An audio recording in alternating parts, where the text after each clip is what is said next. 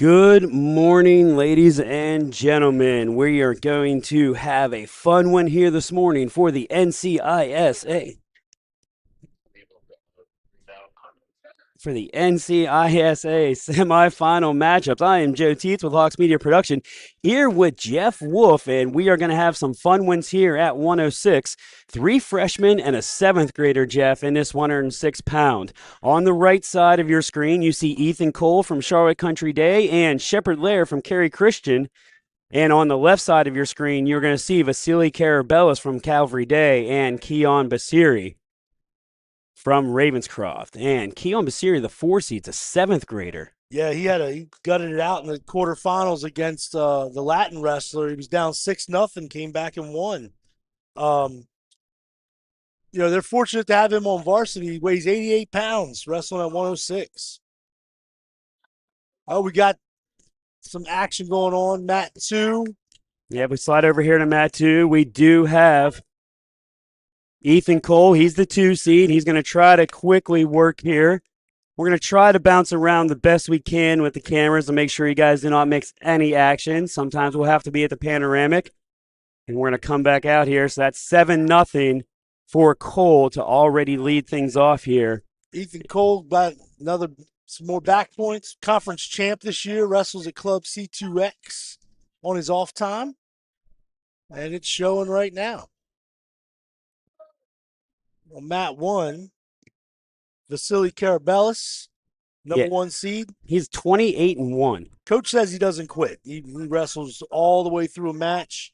He wrestles with Club Combat out of Winston. And it's the first time he's actually wrestling up at his weight. So he's wrestling Keon Basir, who's at 88 pounds. So he was where Basir was a couple years ago. Yeah, and Keon's on 18-1. So both these wrestlers now are going to only have their second loss of the season. I'd gonna do at some point is where those bags are that have the backdrops. Bring them and you can see the size difference with Keon Basir and Vasily. Angel, when do you help you? Shepard Lair, he's one of 7 kids, his coach told me. It's a lot of kids. That is. We're under a blood time now here on the mat number 2. So let's slide over to mat number 1. And you see there, Calvary Days, Vasily Karabellis is up with a 3-0 lead. Yeah, you can definitely see the size difference. It's noticeable, but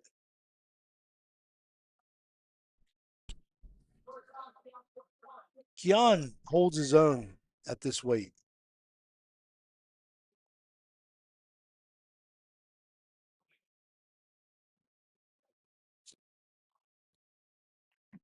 End of the first. 3-0. And still under a blood time there on mat number 2. Mat number 2's at 11-0 for Ethan Cole. That's his 2 seed. So we may, right now as things stand, everything is chalk. Again, fans, we will be bringing you every semifinal match.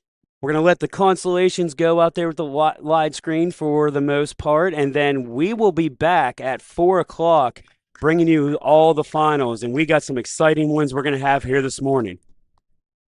Blood time has expired, or stopped, excuse me.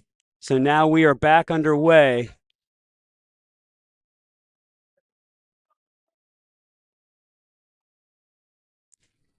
Start the second period.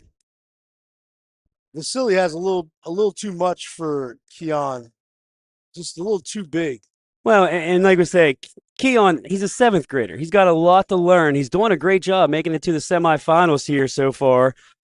Yeah, his coach said he's playing with house money right now. He's so happy with what he's been doing. He won his first match by fall and then defeated Charlotte Latin's Trey Chapman in a 10-8 decision yesterday. That was a tough match between the two of them. I'm telling you, he scored all 10 of those points, I think, around the third period. Yeah, it might have been in the third period. Yeah. Came on. Vasily with a whip over there, the crossface, and draped all over him. 8-1. We got Ethan Cole up 11-0.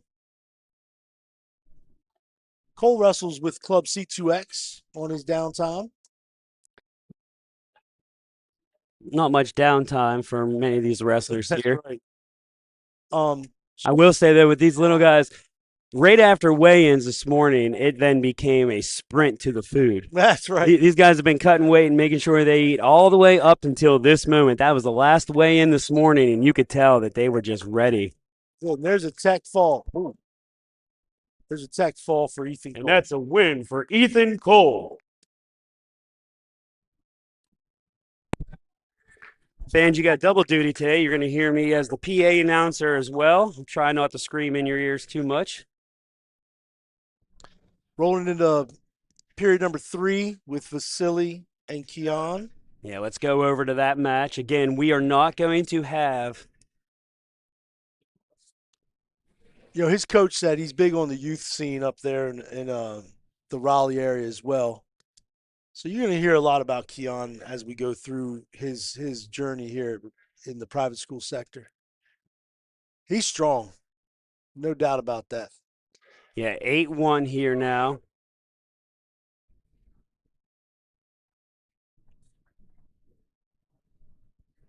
Vasily still on the attack with a double leg.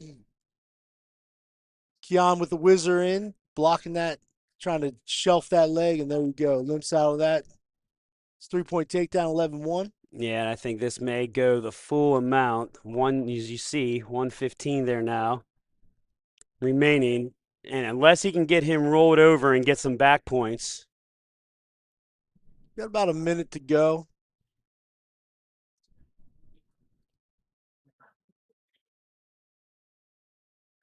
It's been a pretty good weekend here. Good Friday yesterday. Oh, there was a lot of great wrestling there yesterday. So 11-1, and as you see there, Carabellas has him locked up. Carabellas had a fall in the first round against Ben Hart, and then he went up against Mason Brunner in the quarterfinals from High Point and pinned him in 42 seconds. So it's not been a hard trip so far for Vasily Carabellas from Calvary Day.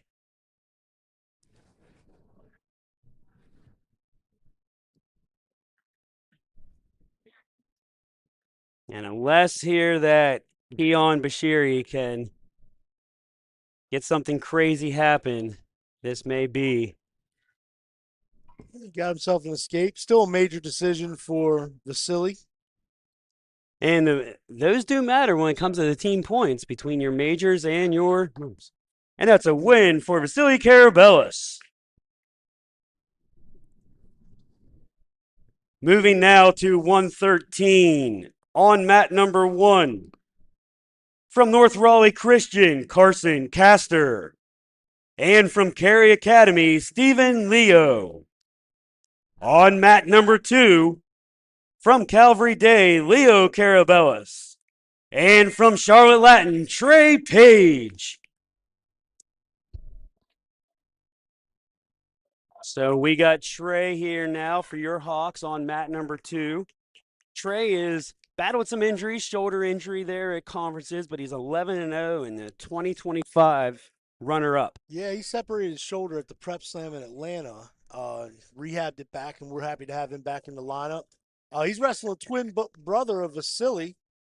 And that's a quick 3 takedown. Yeah, and Leo 24-1, so a tough match here for Page, but he's working quickly. And we may have a pin over there on mat number 1. We do, as you see, that is a pin. And that's a pin for Carson Castor. So we're now going to focus over here now on mat number 2. Good mat return by Trey. That was a takedown. So there was an escape. A takedown for Trey. 6-1 here now for Trey. Trey to bridge the gap, throw half in there. Just wanted to say something about Carson Castor. He's a senior at 113. He's a 2-year captain. He has 128 wins on the season, now 129. And he's going to be in HVAC right out of high school. I love that. Yeah. He's going to work for his dad, he said. Something that AI can't destroy. That's right. I paid an HVAC guy a lot of money a couple years ago. All right, Trey's working out. Needs to circle back in.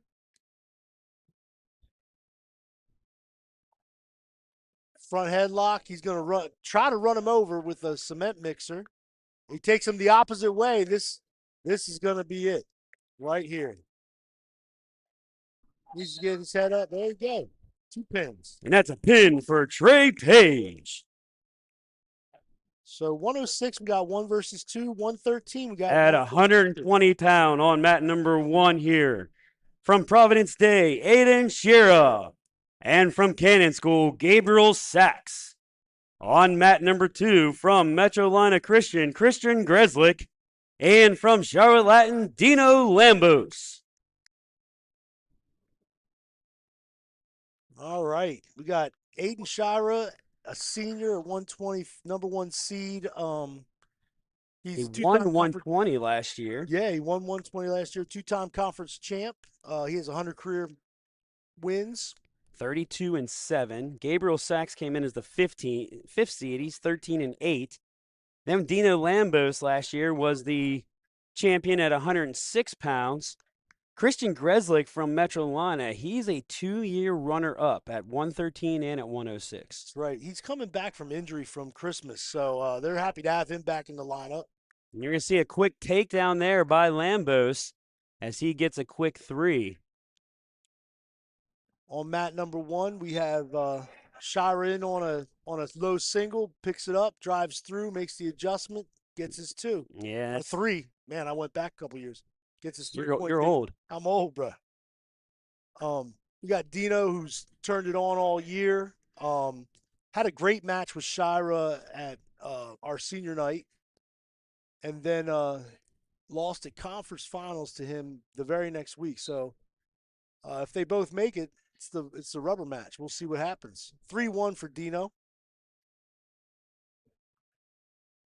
Shira was working on the top on mat 1. Dino's in on a double, pops it up. Needs to drive forward a little bit, scoop that, and do a Turk. And we may have a takedown there, and that's a pin for Aiden Shira. Shira pinned him with a And that's tilt. a pin for Aiden Shira. Pinned him with a tilt. Number 1 seed moves on. So all 1 seed so far. He's up to 33-7 on the season. And Lambos here now as we're going to slide over to mat number 2. You see Dino Lambos now, 6-1 lead. 6-2 as soon as I said that now against Christian Greslick. Nice little fake shot. Oh, nice arm pass. Oh, that's a beautiful head outside single. And another 3 points, so 9-2 here now. Dino is slick on his feet. He'll keep coming. Dino's going to try to get the pin here.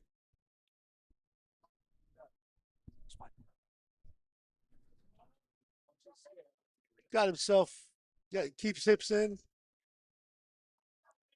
Wisely bails out. Shot off. Front headlock coming around the corner.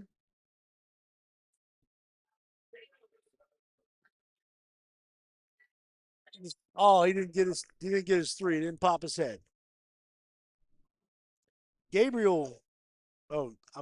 Christian Greslick is also a soccer player for Cannon School or Metrolina School.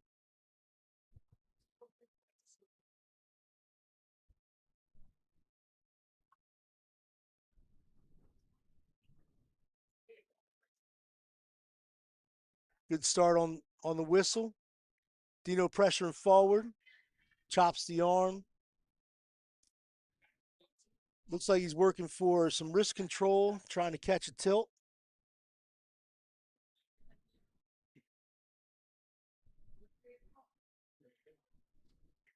There you go. He's active on top. He's looking for a butcher. He's trying to catch his half Nelson. Grislack needs to work up a little bit.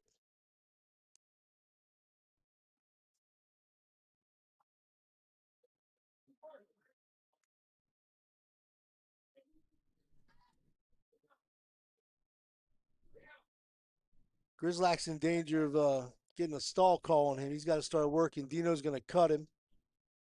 Again, fans, remember we're going to show all the semifinals here until they conclude. So that's one thing that's different right now. You see over 126 on the other mat, they're ready to go. But get them kind of mentally prepped before their match. Yeah, I like the fact that we're showing the semifinals succinctly and not moving on because it gets a little crazy. It can get crazy quickly, yeah, and pretty much equal time for it's going to be a long time for these winners. They have to wait till 4 o'clock to be able to wrestle again, but Yeah, plus they deserve, the kind of attention because these semifinal matches we're going to see here this morning, there are going to be some tough ones. yeah, we have a couple tough ones coming up here um, due to the way the seedings fell out. 9-4 for Dino. 25, 20 seconds ago in the second period. He's trying to roll him. Dino needs to pop his head a little quicker than what he's doing. He doesn't feel like he has it. Trying to shelf this and work up. He's getting a lot of pressure there on the back of his head Christian Grizzlack is I tell you what, in he's that fighting. stalemate. 9-4. Yeah, Christian Grizzly, as we said, he's a sophomore, 10-3 so far in the year, but a two-time NCISAA runner-up. So this is going to be a tough one here. End of period two. Yeah, you can see he's he didn't start wrestling since Christmas, so his record's 10-3. He hasn't had a lot of mat time uh throughout this season. That also means though he didn't go through The grind the of grind it. of November and Caution. All right, Dino gets cautioned. Quick move. I'm not mad at that. I'd like to see some movement as fast as possible off the bottom. Comes Christian with a basically across the body, trying to do a mat return. Runs him out of bounds. good save there by Stolen Coach green. Page and Coach Trimble, our SID, right there taking pictures. Almost got taken out there. Luckily, it wasn't the heavyweights. Yeah, that'd have been a lot of momentum coming Yes. forward now here. I'll tell you what, Dino's going to. Oh, that was okay. Caution red. So, if you can, Jeff, explain to the fans what the ref was seeing there to issue those cautions before even starting. Just any flinch, anything. You Similar can't. to like a false start in football. Yeah, once you're set, you cannot move. Um, the stall call that came on Christian was because he ran him out of bounds. He didn't try to take him down in the circle. Dino Lambo's 24-5 on the season. Minute 30 to get to the finals. 9-4. But with the scoring rules, things can happen quick with a 4-point near fall. I mean, we've seen some wrestlers, yeah, really change the scoreboard Yeah. a lot yesterday with some of those matches. We'll talk about one later on, but So Christian dropped down on a leg, and you can't hang on that leg. You're going to nail for stalling, so you just gave up a point. 10-4. and it's almost at this point, Christian, he's got to try to go for a fall. Yeah. Down 10-4 with a minute left. Dino was able to turn on that, and now he's on his stomach. That's a great mat return by Christian. Tabletop.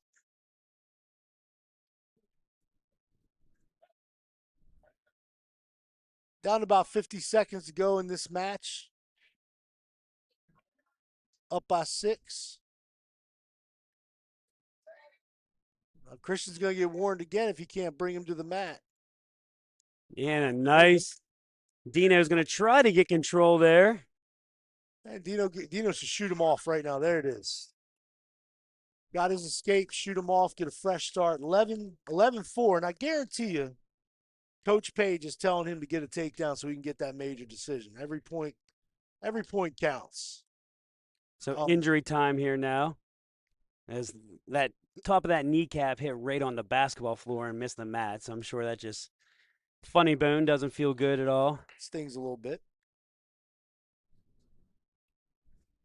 I want to give a shout out to our faculty or facilities for keeping this place clean with all these people in and out. It has been a fantastic 2 days of wrestling. Dino there getting a little advice from Liam McConaughey, who's over on the other mat getting ready for his semifinal. All right, final So 30. 11-4 now here for Dino. I'd be willing to bet $1,000,000 that Dino is going to try to get a takedown to get that major decision. I don't have $1,000,000 though, I Joe. was going to say that's an impressive bet. I don't pay you that much to broadcast up here with me. I'll bet a cup of coffee. How about That's that? about it. My love and respect. There he goes. He's trying to come around the back. Come on, he's got 2 seconds, short time. Did he get the three? Oh, he got the And he three. got the three right there at the end. That's a win for Dino Lambos. Major decision. Moving to 126 on mat 1, the 5 seed from Providence Day, Nahal Singh, against the number 1 seed from Charlotte Latin, Liam McConaughey. On mat number 2, from Wesleyan Christian, Tristan Field, and from Charlotte Christian, Marshall Martin. All right, we got Liam on mat 1. Senior for us, going to wrestle at Case Western University. You just see Liam there. I think he's going to try to work quick to get a takedown. He's on the edge of the mat. So they're going to return at neutral.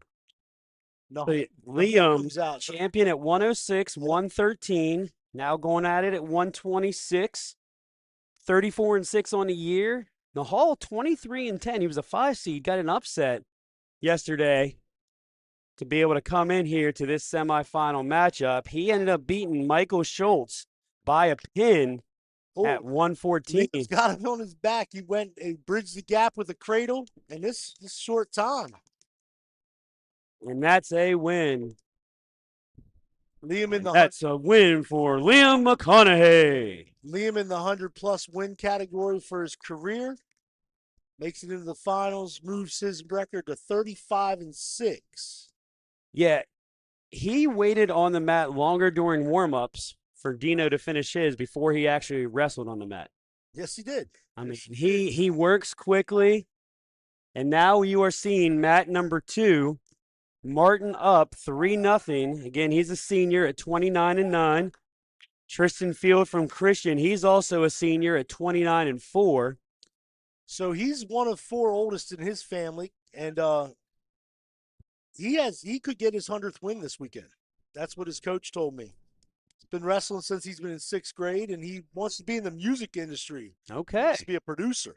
Okay. Marshall Martin's going to Clemson University from he's an Eagle Scout, and he actually coaches youth wrestling. And he wants to be a lawyer. Man, it's great talent to have for all of that for Marshall. That is. 30 seconds here remaining in this first period. 3-0 by Martin up. Martin, the 2nd seed, 29-9 on the year. Martin's going to try to get him rolled over. Can't get him completely locked up. He's got some legs in there. He needs to extend him out, come up with a power half with those legs in. There it is. Now, he's got short time if he wants to tighten this up, but it looks like he's going to move into the second period. 3-0. That's going to be 4. 3-0 at 4, yeah. So 7-0. 7-0 Martin here for the second period. Oh, and Tristan wants to give a shout out to his mom, April, on a Valentine's Day. Okay. Go with that. Again, we appreciate all you fans watching right now from afar, cheering on any family member you maybe have on the mat. So we have Tristan on top. Shout out to, checking the YouTube chat, shout out to Mr. Colin Murray watching. Oh. Great to hear from you, Colin. Glad you're doing well. If you're looking for something to do Saturday afternoon, come on and join us here for the finals at 4 o'clock.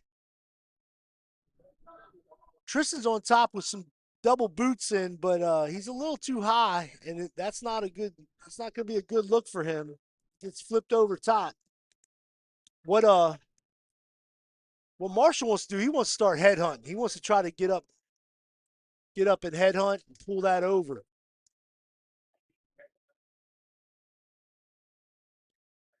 Tristan recovered pretty good. Comes up with a butcher.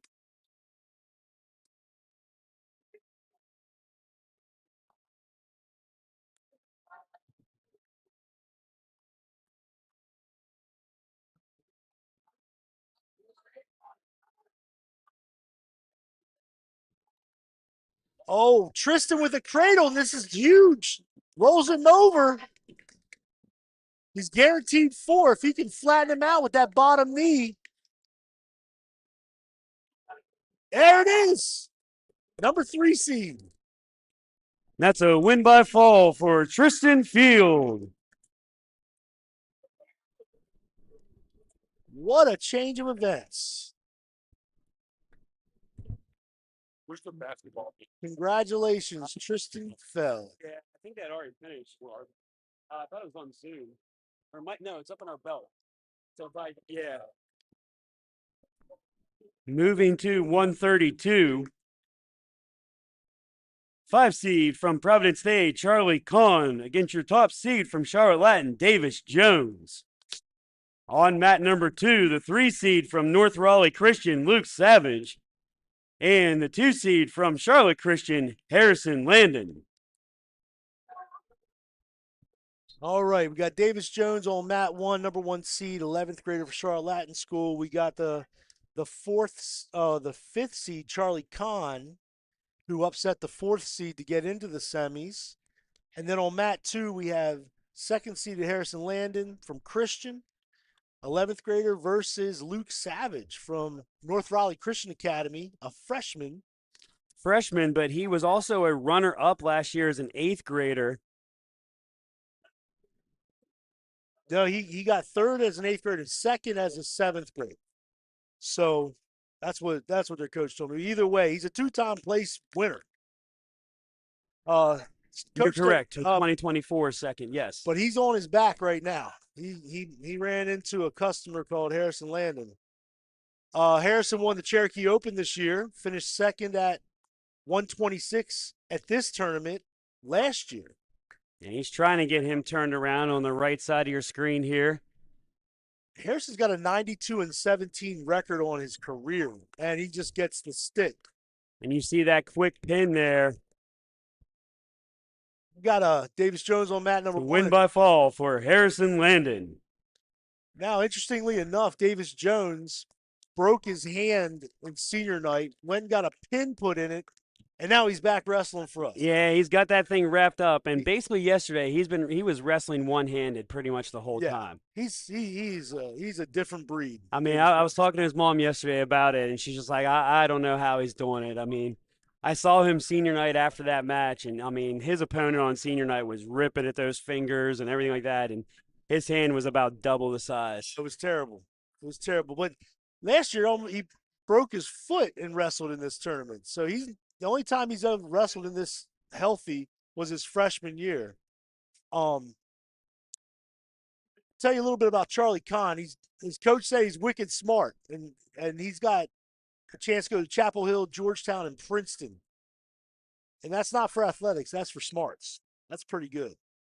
He was 3rd his 10th grade year at 106. So he's a senior. He was injured the last 2 years going into this tournament. And we got blood time here now on mat number 1. I believe that's for Davis. He took a shot, a bad one in the nose yesterday. And had some blood time. So I'm sure that, that doesn't heal overnight. So one of our athletic trainers, Sherry Pratt, is there trying to get that stopped. Might as well give a shout out to the athletic trainers and the work they're doing from all the schools. Yeah, not even just Latin. I mean, Andy Russo and his crew, though, for Latin have done a phenomenal job this entire season, and they're continuing to crush it. But thank you also from all the other athletic trainers. And we talked about Colin Murray. Well, his wife, is here working. She's the PD athletic trainer, and thank you to her. Country Day, I know, is here. Cannon was here. No rest for the weary on Valentine's Day here for some wrestling. That's right. I tried to ask my wife if she wanted to come to wrestling and hang out with me for Valentine's Day, and she turned me down. Yeah, I didn't even ask. My boys were here yesterday as I was doing some research on these kids, and they were here for 5 hours and kept it between the lines. There you go. I mean, it was just packed here, and what a great environment that we have in this gym. The indoor track allows for fans to be 360 degrees all the way around. I mean, it has just been some fun wrestling. When I first got here 24 years ago, and I saw this gym was 2 years old then. I couldn't believe it. I've never seen anything like it. Um, this place is a pretty good place to be. All right, we're about to start back up. 3-1, Davis Jones. They're on their feet. Beginning of the second period. High school goes 2-2-2. I tell you, Charlie's wrestling Davis pretty good. And, we see our conference foes a lot.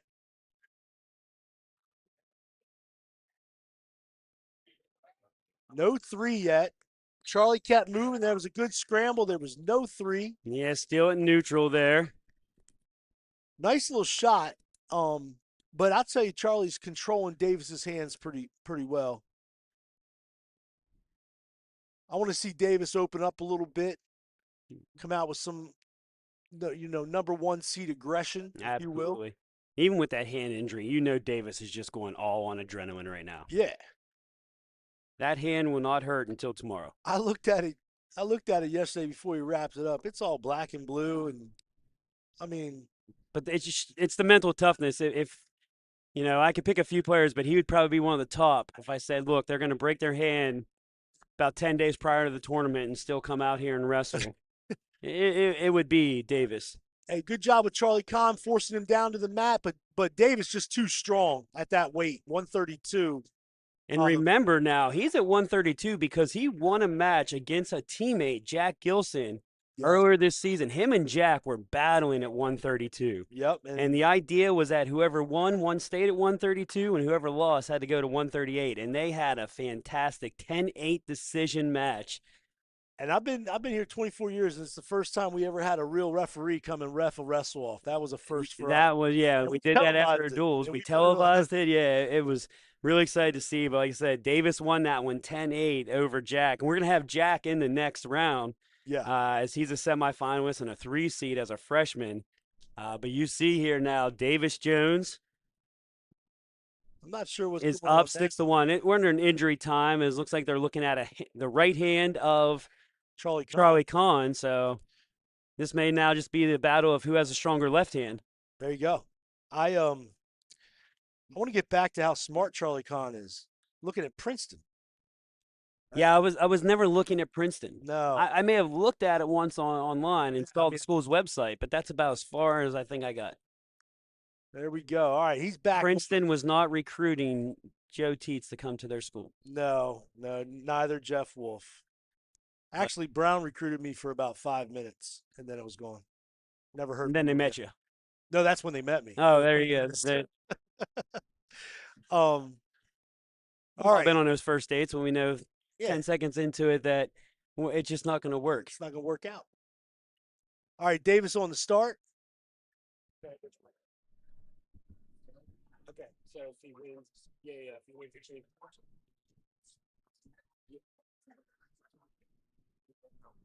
Okay. Did you let them know the table? Good mat return for Davis. Thank you, sir. With the claw ride, but there's no. So just talk to the Wesleyan coach.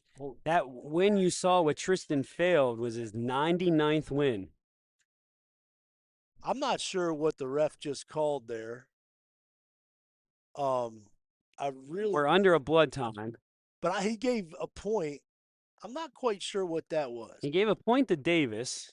So 7-1 here now. But it was a technical violation for something, but I didn't see what it was.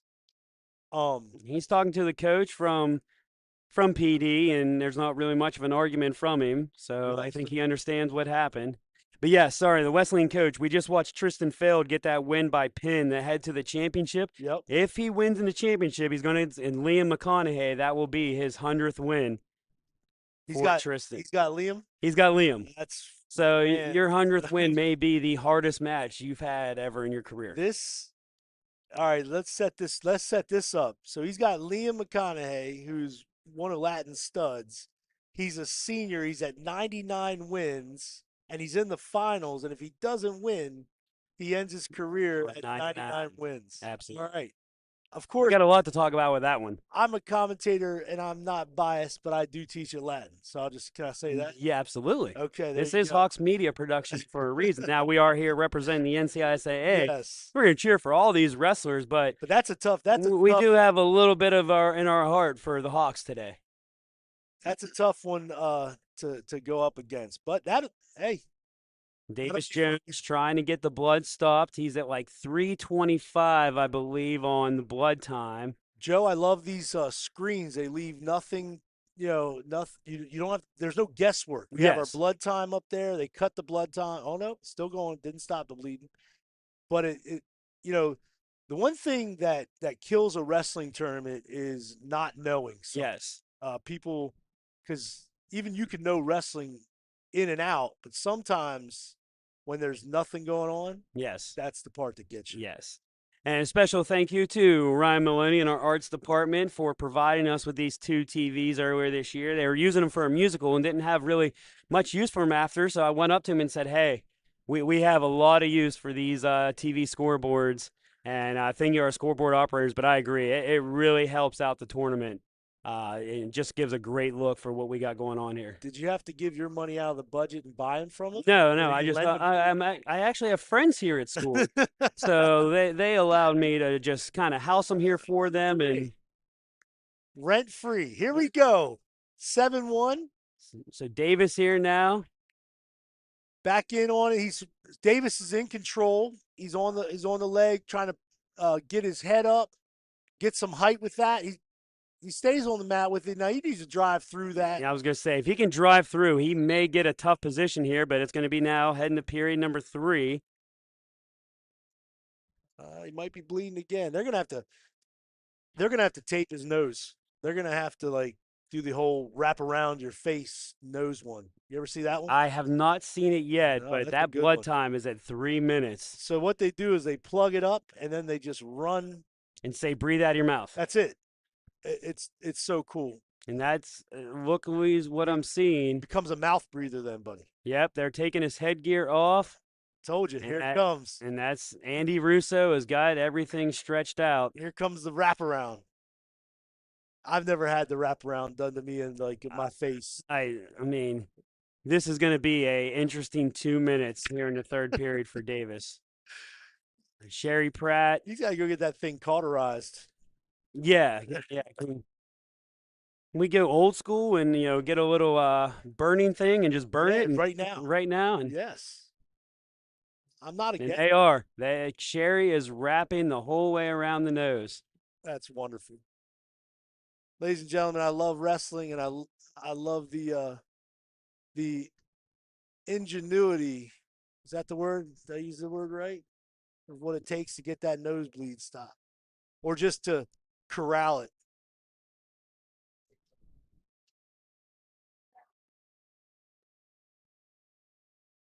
So we're down to 2 mats. We had 3 yesterday. Ran the tournament well. What time did you get out of here yesterday, Joe? 9:30. Oh, you got a lot of extra stuff to do then, I imagine. Yeah, a few.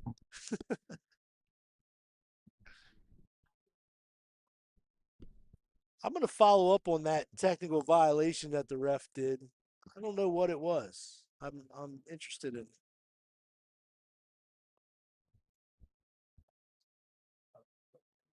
Blood time is stopped. Now they have them all wrapped up, sending them back on the mat.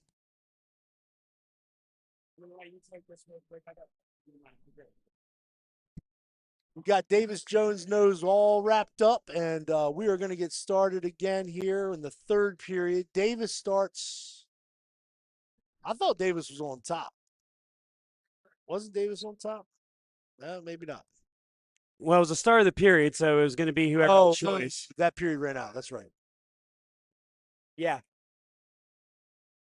It's good. All right, Davis working his way up. He just needs to survive this period with no more blood. Charlie working that head lever into a bar, coming across. Charlie's working tough on top. Or no, this is, yeah, Charlie Kahn still working tough on top. Davis needs everything should just be a stand up for Davis. He doesn't need to stay on the mat at all. He needs to get his hips out and up. Charlie has a cradle locked up. Davis needs to make himself as heavy as he possibly can at this point. 1 minute to go in the third period. Blood time. He bled through the nose wrap. And now we're getting to a point where This may get interesting. yeah, is he going to survive this blood time?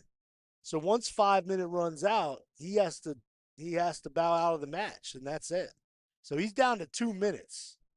It's like a pit crew over there on a race team.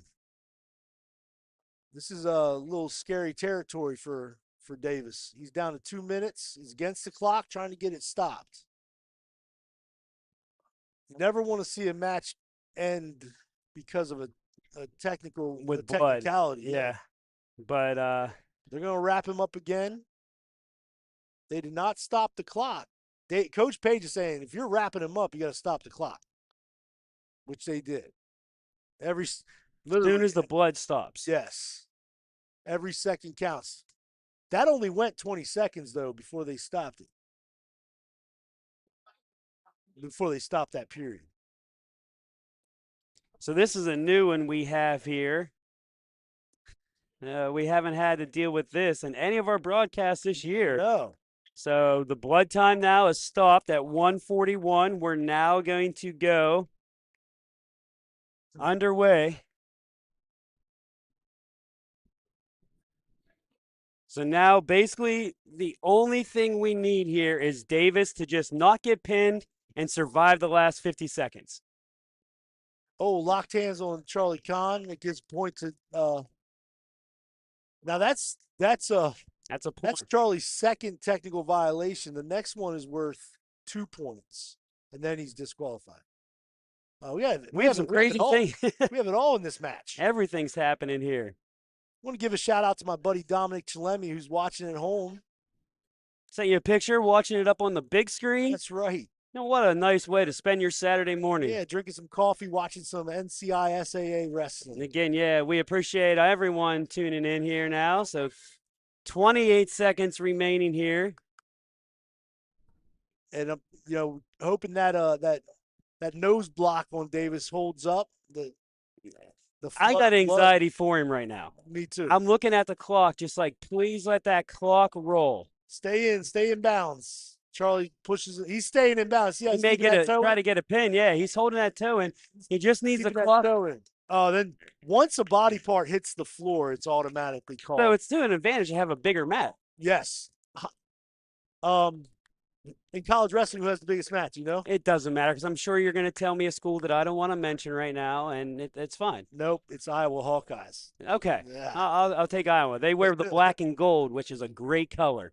Oh, that's right. Pittsburgh Indy loves that, and that is it. And that's a win for Davis Jones. That one was merit. I thought I'm not even going to mention the school. No. I'll just tell the fans I went to Pitt. I love everything about Pitt. You can guess what school he's talking about. So we have at 138 on mat 1 from Charlotte Christian, Jason DeLeon. And from Metchelana Christian, Gavin Yorick. On mat number 2 from Wake Christian, Dylan Welsh. And from Charlotte Latin, Jack Gilson. All right. So, Ulrich. Ulrich. So, yeah. Okay. Ulrich, yeah. I've talked with the coach multiple times. Ulrich. Okay. Ulrich. That's what we're going to call it? That is Ulrich. So, I've been calling him Ulrich forever. So, I apologize for that. He's a tough character, Gavin Ulrich. Returning champ, four-time state champ. Yes. He's won it at the 106, the 113, the 132, and the 138. He's ranked number 10 in national preps. And his career record is 168 and 24. It's not bad. Not bad. Not bad. And moving on to the other side here now. Dylan Welsh from Wake Christian. He is 20-0 as a junior this year, but he's going against freshman 32-3 Jack Gilson. Super Frost Jack Gilson from Charlotte Latin School. We talked about Jack. You know, he wrestled a ton of matches at 132 this season, but he lost the wrestle off to Davis Jones. So now he's here at 138. I'll tell you what, this is the deepest weight class in my opinion. Right? I mean, here, 138. I'm looking at four guys right now that I wouldn't be shocked to see in the finals. Right. So I'll tell you, Dylan Welch, his coach's son, and his dad wrestled at Chapel Hill. Jack Gilson got a nice takedown, up 3-0. Comes out gangbusters. Yeah, this would be great for Gilson. Nothing on that one, but he got thrown. And Gavin is able to get the 3. Yes. Look a little bit about Dylan Welch. He made it to Fargo, which is freestyle and Greco this summer. His dad told me. He competed in the national level. Jack wrestles all over the country on the offseason. He's got a nice arm bar here, and he's going to start forcing it over. Look at that. Look at that. Oh, and Jack's got to drop his hips on him. He does. There's the hips down. That is a tough position there. I'll tell you this. If Jack can get his head up and put some more pressure on it, there it is. That's a huge win for Jack Gilson. That's a win by fall for Jack Gilson. Super Frost Jack Gilson. 33-3. Jack Gilson. He's going to be that dark horse to watch out for here in the finals. Now, we're going to go over to Mat 1 and see who he's going against. So Gavin Ulrich and let me get this right. De Leon wrestled earlier this season to a 2-point decision. Ulrich. So 3-0 right now, going into the second period. Now Gavin does have control here to start this second period. Gavin wants to run his own business. He wants to be an entrepreneur. Jason De Leon, his career record 72-17. This is by far the deepest weight class. He finished second at 132 last year in this. And that's an escape there for De Leon, so 3-1. And yes, I agree. We're going to have a fun one here. Even when we get to the finals, when you start looking, 126, 132, 138, like we're going to have there in those middle weight classes some exciting, as all of our weight classes. But yeah, as you say, these middle weights right here are so deep in the NCISAA that you really don't know what's going to happen. So Gavin beat Spear last year in the finals. That was an exciting match. That was a crazy match, and I remember watching that. Spear hasn't forgot about that match. No. But then Spear went out to national preps after that and was the only unseeded kid to become an All-American last year. So they're at different weight classes. I think that's great for both of them. Gavin looking for his 5th title. That's impressive. Yes.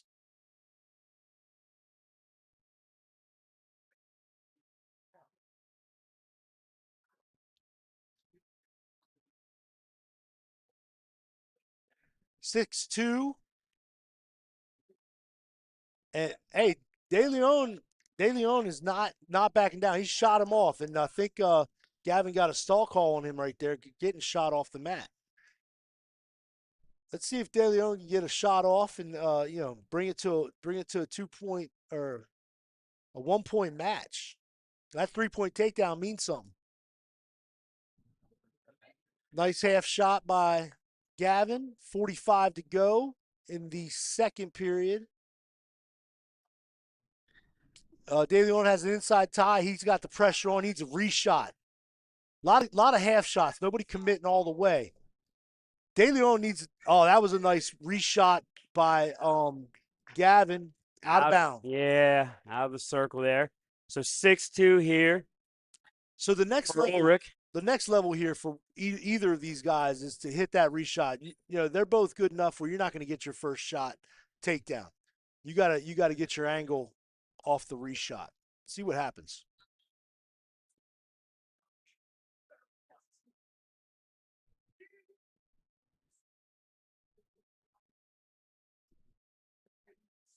Both giving a couple half shots, but you got to commit. Especially De Leon, he's got to go. He's down by 4. Rolling into the third period. 6-2 here now.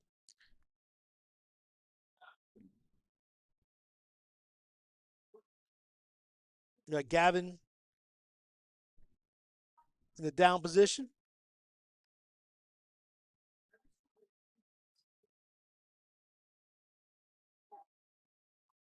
Let's see what Jason can do on top.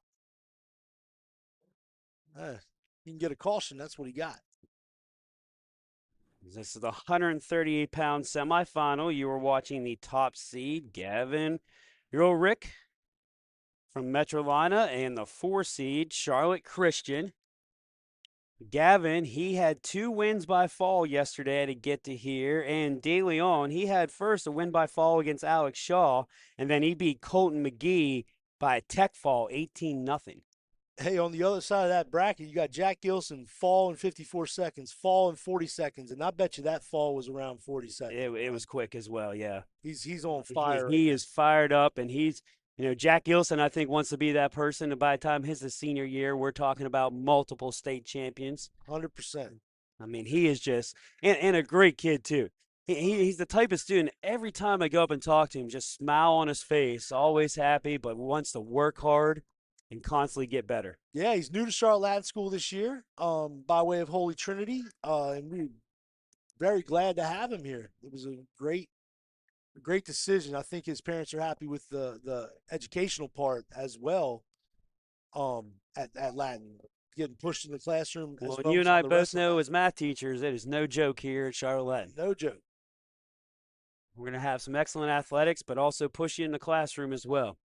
We're down to 50 seconds on this mat number 1, 6-2. Nothing's really changing. Ulrich is tough on the bottom here. He's not giving anything up. He knows what's at stake. Yeah, absolutely. He just got nailed for stalling. So he didn't. That is Warren. So now 6-3. Wait a second.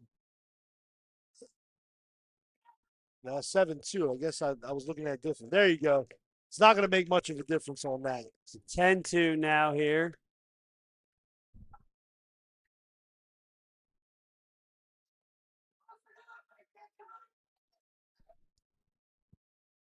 And we got a final match set up. Jack Gilson versus Gavin Ulrich. Maybe a fall here. And that's going to be, I'll tell you. That's a win for Gavin Ulrich. My vote for outstanding wrestler is going to be the winner of that finals. That's going to be a fun one. A good one. Moving to 144 on mat number 1 from Charlotte Country Day is Nicholas Aredo. And from Charlotte Latin, Clifton Gorelick. On mat number 2 from Lawrence Academy, Xander McEnaw. And from Cary Christian, Ian Holmes. So, Nicholas Aredo coming out of Country Day. I mean, he won his freshman year at 138, won last year at 144, now staying at 144 as a junior. And yeah, it's going to be a tough opponent here for Clifton Gorelick. He came in 3rd at the Prep Slam this year in Atlanta, and he has 100-plus wins. And he's Aredo's planning on wrestling in college. Clifton's been a solid performer for Charlotte Latin School all year, coming off injury midway through the year. And Hawks Media Production, fantastic broadcaster as well. He does field hockey for me, boys lacrosse, and basketball, middle school wrestling. I'm his advisor. I can't say enough good things about Clifton Gorelick. He's an awesome guy. Just an awesome guy, absolutely. You got Xander McEnaw, came in 4th last year at 144 from Lawrence Academy. He is going to wrestle at University of Lynchburg next year. He's an honor student, but he just got taken down. Yeah, so 3 points there. And he got taken down by Ian Holmes, and he's going to the Citadel for a track scholarship next year on a track scholarship. Absolutely. Yeah, I was talking to his parents actually yesterday, and his older sister's at the Citadel, and she just absolutely loved it, and he just wants to follow in those footsteps as well. Yeah, his coach said he runs a sub 15 5K and a sub 10 2 miles, but something tells me I don't know what that means, but I know I never did that. My Again, dad's we'd like to remind all fans we need to keep the floor clear. So if you are not wrestling, please move up in the stands to keep our floor clear. Again, wrestlers and coaches, if you're not coaching and wrestling, please come off the floor and move up into the stands. Thank you. Yeah, I talked to Xander's coach, and his goal is to become a UFC fighter. That's his goal. He wants to do that. That's an interesting goal. That is. Um, that's a tough guy goal. And he also started the team when at Lawrence Academy. This was his idea. So, but he just got taken down again. Yeah, Mackinac. Mackinac got the escape, but then Holmes came back around, getting the takedown. So 7-4 now here in favor of Ian Holmes from Kerry Christian. Over on the other side, on that left side of your screen, you got Nicholas Aredo. He's up 7-0 against Clifton Gorelick. You know, Aredo 31-3. Clifton at 17-5 this year. Laredo's just tough on top. He's a hammer. He's got those legs in coming across face. Yeah, 10-0. Aredo's up. Ian Holmes won the Coach T Memorial match or tournament, which he just got himself Another 3 there. 3. He got the scrap of the night, which is the best match of the tournament in that. And to reversal for Xander, we got ourselves a match over here on mat 2. Yeah, and that's going to be a win. And that's a win for Nicholas Aredo. Yeah, so Aredo, he gets the tech fall on the left side of your screen. So we're going to go over here now to mat number 2, where you see a minute left here. Ian Holmes up 10-6 against Xander Mackinac. Xander still in control. 1 minute to go, and he just got nailed for stalling because he didn't bring him to the mat. Nice switch, standing switch. Xander's high on him right now. What Ian would like to do is headhunt. He needs to try to start looking for that head, come out the back door. And there he is, out the back door for 2 reversal, 12-6. Yeah, Ian Holmes here for Kerry Christian is just very technical here. I can see why he got that scrap of the night best match at Coach T Memorial this year. He's a scrapper.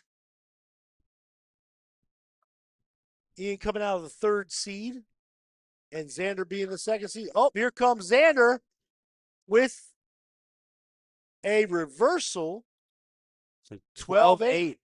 Right before the end of period 2. So 12-8. Like a bunch of alligators down there rolling around. Yeah, here in period number 3. Xander got 4th at 144 last year. He's also an honor student.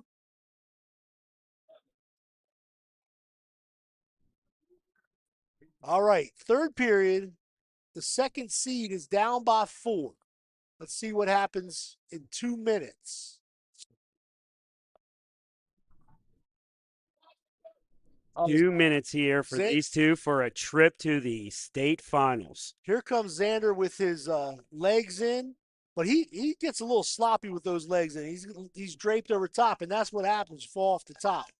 And you see Mackinac not happy with that one. 14-8.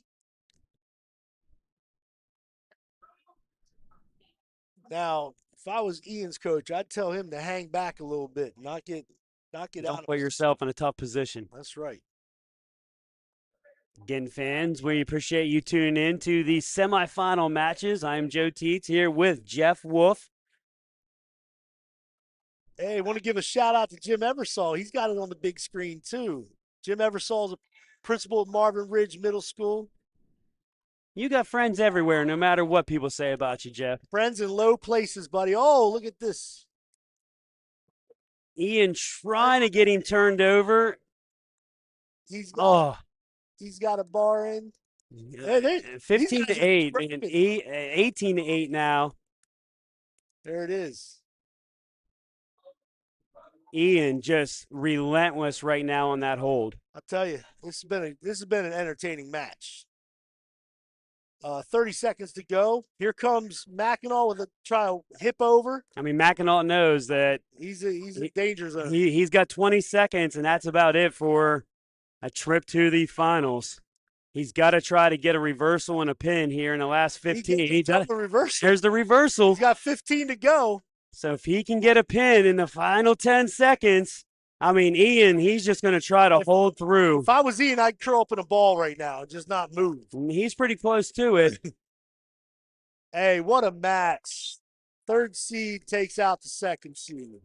And that's a win by decision for Ian Holmes.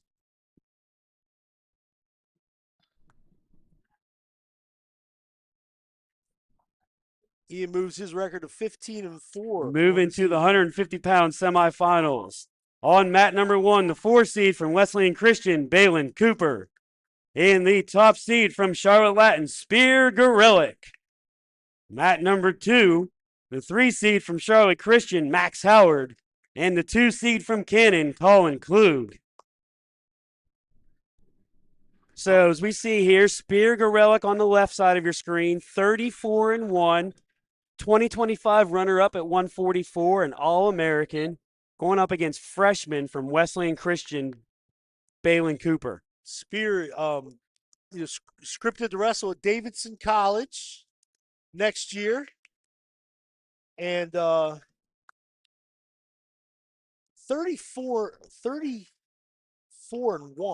That's quite a record, buddy. That's some good work.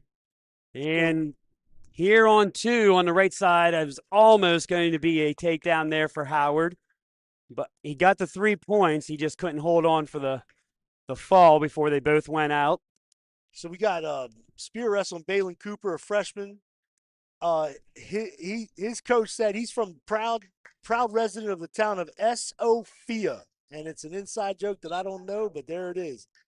And he wanted to give a shout out to his mom, Lindsay. Happy Valentine's Day. I'll tell you this. Max Howard, 11th grader out of Charlotte Christian. His goal is to become a pilot someday. And Spear has got him wrapped up. We'll jump over there to mat number 1.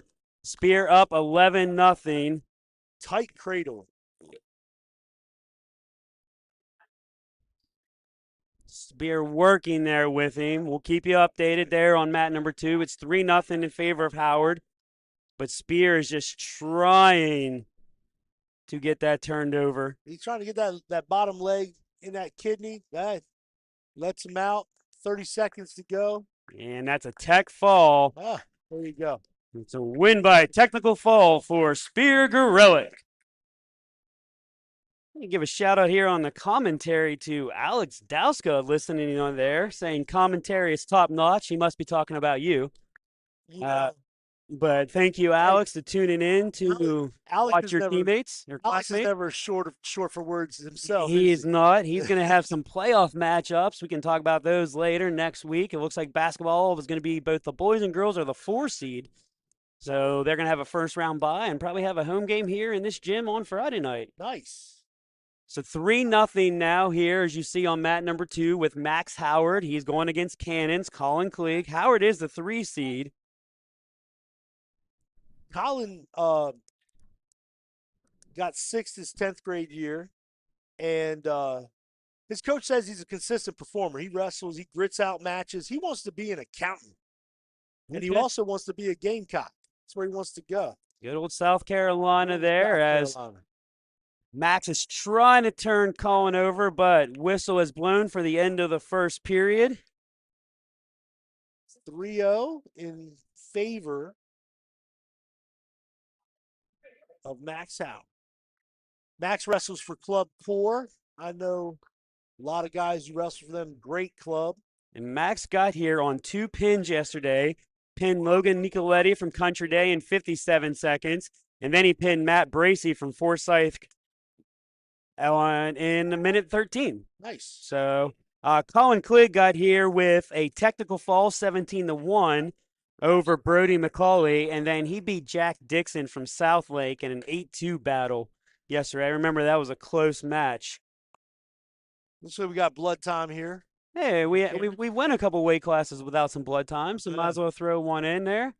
That's right. Again, at period number 2. So again, fans, you are listening to Hawks Media Production.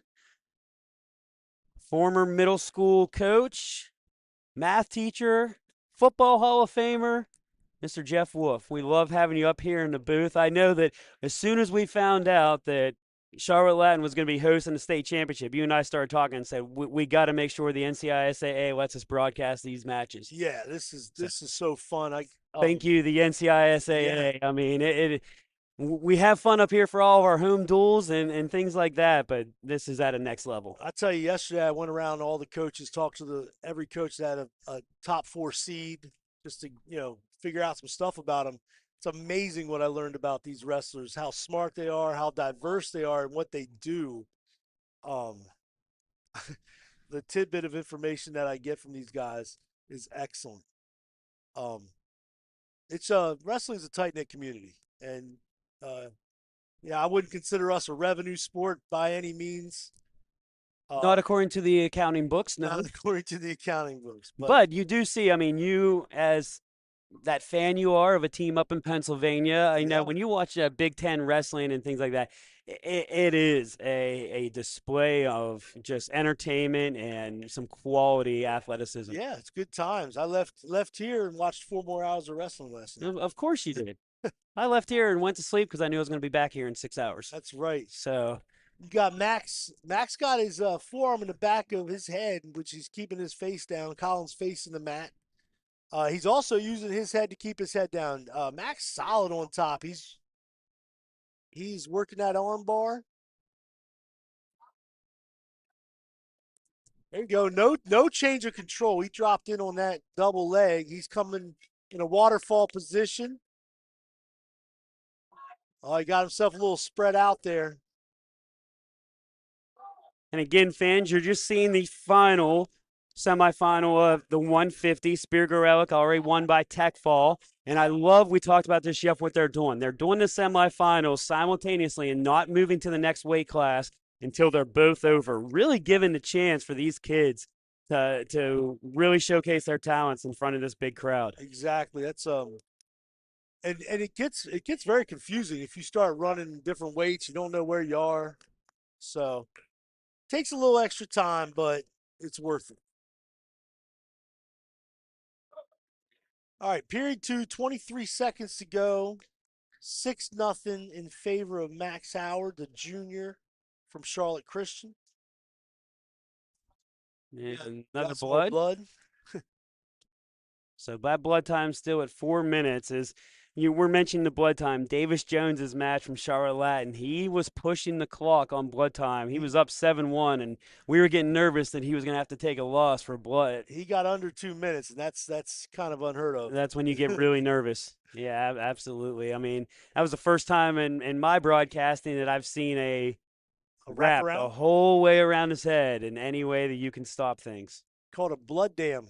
They dammed his nose. And I mean, going back to my days, I was a baseball player, and I remember play at the plate in rec ball, and a kid lowered his shoulder right in my face and broke my nose. And what happened? Yeah. Well, there's a lot of reasons why I have a face for radio, but my dad was like, well, we can go to the emergency room and sit in a waiting room for 6 hours, or you can finish the game. So they did that. They put the gauze up through my nose, and I caught the rest of the game. And Did you have 2 black eyes? Oh, yeah. Like I said, there's a reason this is a face for radio. All right, here we go. So 6-0 now here with Max Howard. 22 to go in period 2. Nice mat return by Max Howard. Popped his hips in. Short time. Got Colin trying to get one on the escape. Can he get his legs free? No. Nice mat return. Max wrestling tough on top. Okay, so that's the end of period 2 in the 150-pound semifinal match. All I right. actually just saw in the commentary too, Max has family in Missouri and Oregon watching. Hey, shout out So, to Missouri. yeah, the Howard family up in Missouri and Oregon, thank you for tuning in today. Again, if Max can close this one out, tune back in at 4 o'clock and we'll show you those finals. He's up 6-0 over Colin Klurg from Cannon. I always love when I hear people from far away getting to tune in and watch our broadcasts. It's amazing, isn't it? We've hit 43 out of the 50 states and 23 different countries This year? since I've started the job Okay. with live streaming Hawks Media Production. When did you So start? 4 years ago. So after 4 years, so I said 23 countries and 43 out of the 50 states. Fans, we appreciate you guys watching from everywhere. Want to hear a shout out? Just drop a name into that comment and we'll talk about you. But thank you to Max Howard's family in Missouri and Oregon watching his match as he has a lead 7-0 now in this 150-pound semifinal match. Again, Max 26-8, Colin 17-8. Max is a junior, Colin is a senior, and both of them are going for their first ever trip to the NCISAA finals. The length, Max is giving Colin a hard time with his length. He's long and lean, and he has him sprawled out on the mat there. But I like the way that Colin's fighting back up, getting his hips underneath him. Look how Max controlled that ankle. Wonderful job. And he's on the basketball court. Colin, I think, needs a minute. I mean, now we're getting to the point, and it's injury time. Got to see what's left in the gas tank now. Yeah, and that's it. At this point, you see what left you have in there in the battle of attrition for these final 50 seconds. Nice high crotch, fell to his belly. He's in trouble. Colin's in trouble right now. Sprawled out in the mat. And then the winner of this match will go up against top-seeded Spear Gorelick. And there you go. That should Another 3 there for Max. Well, we say that, but we saw some matches yesterday where some players were down big and they were able to get a reversal or pin. You know, we talked about Clifton Gorelick. He lost earlier in the 136, but Clifton was down 7-4 and was able to turn around and get a pin to win his last match in the quarters. Look at this. Max is trying to get him down in 9 seconds. He ripped his head back. It was beautiful. Oh, he's in trouble now. He's in trouble. He's in trouble. He's a bridge up. That's it. And Max was able to hold him off. You almost called it. And that's a win for Max Howard. Man, that was close. I mean, we always see the wrestlers doing those neck rolls and really pushing up there, and right there is where it paid off. He was able to pull up and get up on his neck to not allow him to be pinned. Max moves up to 27-8 on the season. At 157 on mat 1, the 4 seed from Charlotte Christian, Beck McNear. And the top seed from Cary Christian, Josh Stonebreaker. On mat number 2, the 3 seed from Wesleyan Christian, Bodie Welker. And the 2 seed from Charlotte Country Day, Dante Graham. All right, Josh Stonebreaker, junior out of Cary Christian, Cary Christian. 2-time champ at 106 and 132, if I have that right. Yeah, you do. 2-time runner-up at 106 and 126. And he's a 4-time finalist. Which is great. I mean, lost twice to Liam, I think. And a junior. So 4-time finalist means he's been a finalist since his middle school years. That's right. That's right. He was a prep slam champion in Atlanta. He's a WRAL champ out of Raleigh, and he won the Coach T Memorial. This kid's tough. He's a Fargo qualifier, freestyle, lost in the blood round this summer. Total career record 141-7. 41-1 on this year, and 141-7. 141-7. You know, it makes you really think of people's history. Who were those 7 losses? Because if I'm 40 years old, I'm going, you know what? In high school, I gave one kid one of his 7 losses of all his whole career. Yes, there you go. He's wrestling Justin Landrum out of Ambassador Christian.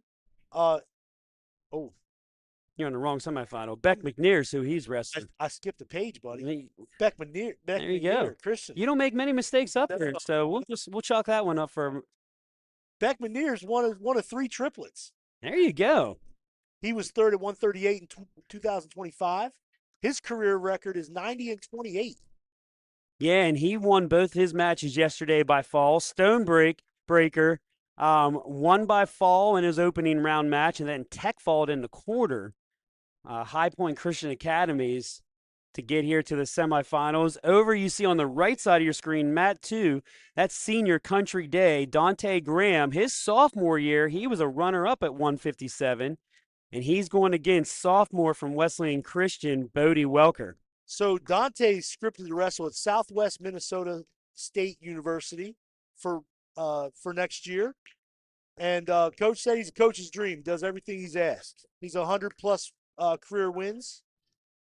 And he injured himself in this tournament last year as a junior. Had to bail out. And Bodie's a sophomore. That was a win for Josh Stonebreaker. Bodie's a sophomore. He wants to give a shout out to his mom, April, on this Valentine's Day. And his coach told me to say this: I'm sorry for not riding the bus to states. I'm not quite sure what that means, but I said it for you, Coach. He got sixth at 150, 2025. So we got 6-1. Dante's up. Start of the second period. Nice mat return. Nice recovery from Dante. He went into a Granby from his feet. That was beautiful. Great athleticism from Dante. I now see why he's going to wrestle Southwest Minnesota State University. Yeah, he's up 8-1 here in this. Oh, he's got himself a cradle locked up. He's trying to get him turned over. And he does. Dante's got him tightly locked up there. He's not in a great pin position, though. Nah, he's got to get that left shoulder a little further over. He just had that too close in, yeah. Yep, he was going for points. But he got the 4. Pressure forward. 12-1 here now, and Dante's going to try, I think, to pull him over now on the other side, maybe? A minute to go in this second period. Pulls out the arm, working a head lever. With tight waist head lever, slides in a bar. Let's see what he does with it. He's doing great work with his head, keeping his opponent's head to the mat. Bodie.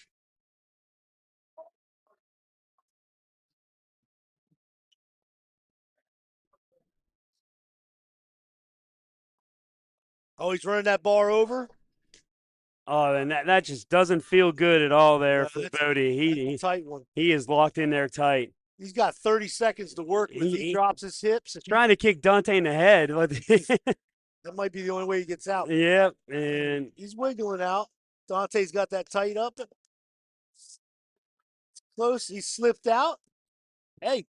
But that's another 4 points there. 16-1 tech fall. That's a win by technical fall for Dante Graham.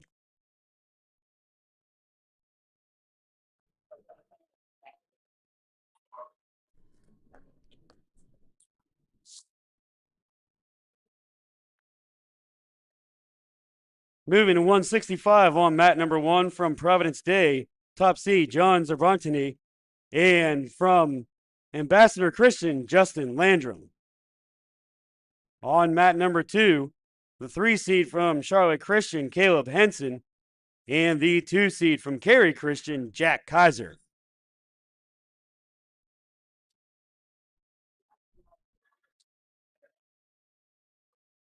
So Zerbontany there. He is the 2025 runner-up at the 150-pound last year. 29-5 so far, and he's going up against Justin Landrum, a senior who's 16-3. So I must have misread. I had Jared Wirt in this. My bad. That's the second mistake I made.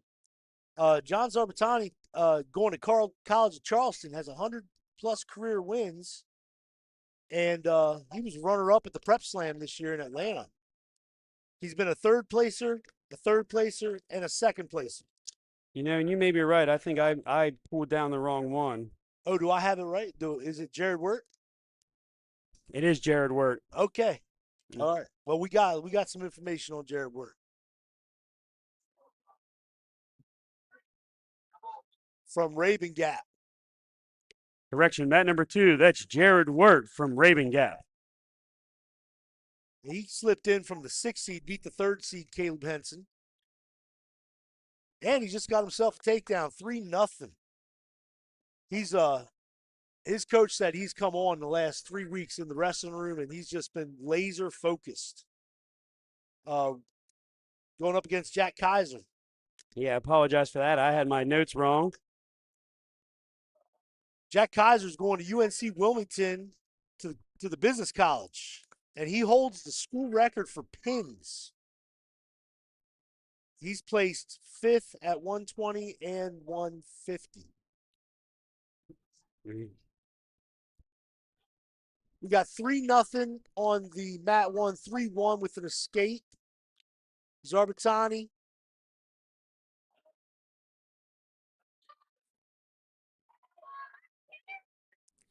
Yeah, Jared Wirt is the 6th seed and 11-5 so far as his record. You want to hear something crazy about Justin Landrum? He's a valedictorian, and he's got a full ride at High Point Dentistry. Come on now. You got to be kind of smart to do that. We really got some smart kids running around here. A lot smarter than I ever was. Or am. See, I can't even speak right. Doesn't matter. People at home know what I'm saying there. I appreciate all you fans watching from home. Nice mat return by Jack. Wirt does have the 3-0 lead. He does have, but Jack just locked up a cradle and he's got his leg in bounds. You can score. That's going to be a pin. He's going to roll through it. Jack has to watch himself. All right. He's got 4 near fall, so he takes the lead by 1. Did they give him 1 escape? Wait, they put the score wrong. They got to fix that up. A little flustered on mat 2. That's okay. Fast and furious action. 3-1 on mat number 1. Second period with a minute to go. Zarbatani's up. And there they got the score fixed now. So 4-3 in favor of Kaiser over Wirt. He did not lose control. No. So they are keeping him in control there, and that's on the right side of your screen. On the left side of your screen, Zarbatani, the senior, he is up 3-1. But he's on the defense over Landrum. Right, but you're right, he is on the defense there. Landrum, the senior from Ambassador Christian, 16-3, trying to get Zarbatani over, but working a 3-quarter Nelson. I tell you, he's wrestling him tough. Controlling him in that down position. So how did we get 7? They gotta figure it out on mat 2. So they're working on it on mat 2 right now. On mat number 1 on the left side of your screen. There was no points awarded to Green on mat number 2. So now Mr. Christian just rode him out that full second period. You know how we don't ever see that? That was a heck of a ride. So now Ambassador Christian's going to probably take down. And we got some blood time over there on mat number 1. They got it all sorted out on mat number 2. 4-3, beginning minute 30 to go in the second period.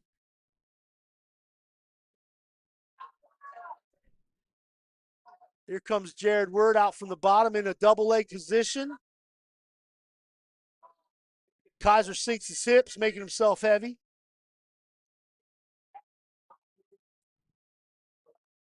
Here comes Jared Wirt. If he can get around that waist and drive through, I would drive into that. Come around the waist. There it is. He's up by 1, 2-point reversal. 50 to go in the second. Let's see what Jared's going to work on here on top. Looks like he's going to throw a half Nelson in. He's got what's called a Western hook in there. He's got that leg hooked. This is Jared Wirt from Raven Gap, Jack Kaiser from Cary Christian. 30 to go. 30 to go. 10th grader Jared Wirt bringing him to the mat. He's going to lift. We got ourselves a ball game here. Tied up. 5-5. 5-5, and absolutely that one on the right side of your screen, fans. Tied up at 5. On the left side, we got outside blood time. So let's zoom in here now. Can he finish this? This is There's a 3-point takedown. He's in. Got 2 count. That he just opened that up. and 2 points there. So that should move it to 10-5 in the matter of 8 seconds. So 10-5 in favor of Jack Kaiser over Jarrett Wirt. Scoring points at the end of a period is massive. Absolutely. And get that momentum rolling into the final 2 minutes here. All right. Zarbatani's on top. He is up 3-1. Ambassador Christian, Justin Landrum, he needs to get out. But there's that patented Providence Day tilt. Happens all the time. I've been watching it for 20-some years. Man, they're deadly with that tilt.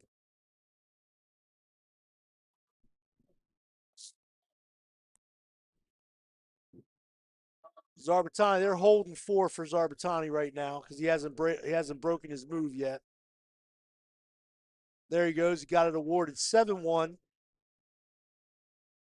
And it looks like we got blood time on mat 1. So I'm not quite sure what keeps happening here. Yeah, the score's right, I think. I mean, it was tied 5-5. Then we had a takedown for 3 and 2 near fall points. Score's right. Score's right at 10-5 in favor of Jack Kaiser, but they need to move the coaches out. They need to get this mat rolling.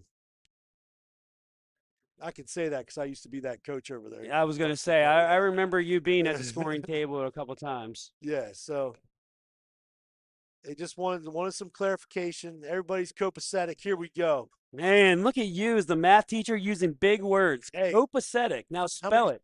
Oh, that's okay. All right, so here we go. The right side of your screen, 10-5 in favor of Kaiser. On the left side of your screen, Zarbatani is up 7-1 over Landon. All right. Landrum, excuse me. So 7-5. Here we go. All right, 10-5. I think we're in for some fireworks on mat 2 here. Yeah, and over on mat 1 though, we do have some fireworks on mat 1.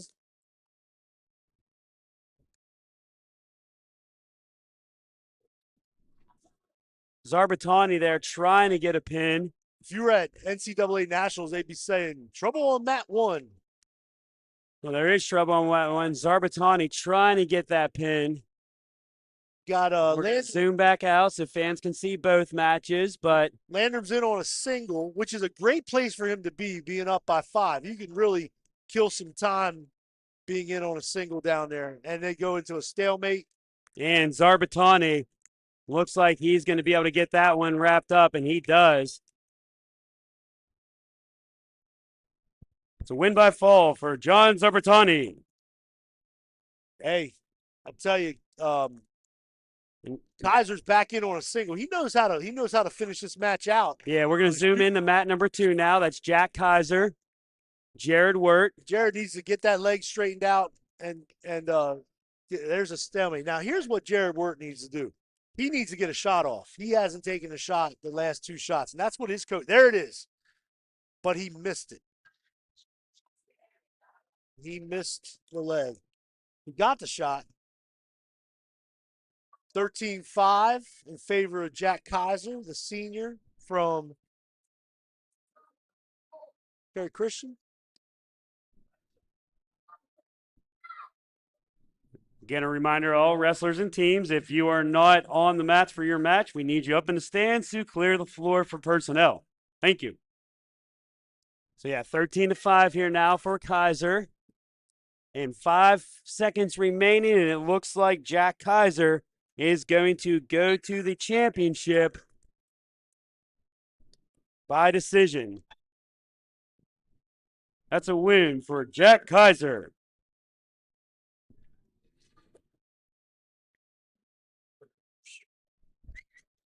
Moving to 175 on mat number 1. The 5th seed from Metrolina, Daniel Fuse. And the top seed from Charlotte Christian, Max McNear. On mat number 2, the 3 seed from High Point Christian, His Kreider. And the 2 seed from Charlotte Country Day, Riley Power. All right, here we go. 175, Max McNear, one of 3 triplets. Saw his brother earlier. He's in on a quick takedown, 3-0. He was third the last 2 years at 144 and 157. And he just got past 100 wins this year. He's 114 and 15. And he's going against Daniel Fuse from Metro Carolina. Metro Christian, but you were Metro, close. yeah. There you go. 14 and 10 for Daniel as a senior. As you said, McNear 36 and 3. Yeah, and on that right side, his Kreider from High Points at 27 or not 29 and 7, a junior. Riley Powers from Country Day, a senior at 30 and 6. Riley Powers was 5th as an 11th grader, so this is his chance to make some waves. And quick movement here already from Max McNear. He's up 9 to 3 early in this first period. Hez Kreider from High Point Christian Academy is a football player also. He was the player of the year in his conference as a running back and a cornerback. He played both ways. And he's a fire plug, as coach said. He wrestles with intensity. Team captain, and he's 20. What did we say he was on the year? 30 and 6 now. Oh, here comes. They're in a scrap right now. Good scramble. Wow, what a scramble. Keep moving, keep moving, keep moving. Yeah, and over on mat number 1, McNear up 12 to 3 on the left side of your screen.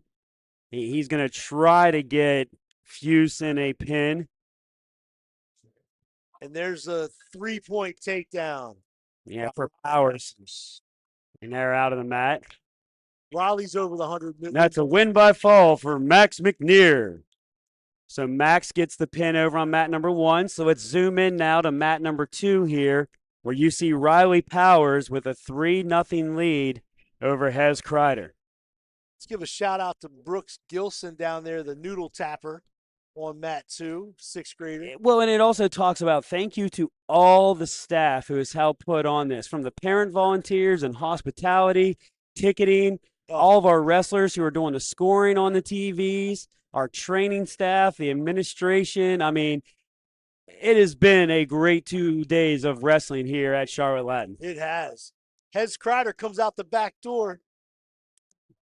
He might get the most. He's going to get himself 1 point for an escape. He does get the 1 for the escape. Good call there. So 3-1 now as we head into period number 2. Yeah, let me double down on that. Shout out to everybody that's working to the head table, to you, Joe Teets, for setting all this stuff up. I mean, it doesn't just happen. No. 3-1. Second period. Riley Powers up. We got ourselves a match here, buddy. Yes. Yes, we do. So Hez starts in the top position. He does look like a fire plug. He's just put together, compact. And if you're a cornerback and a running back, you know there's power. Stuck back.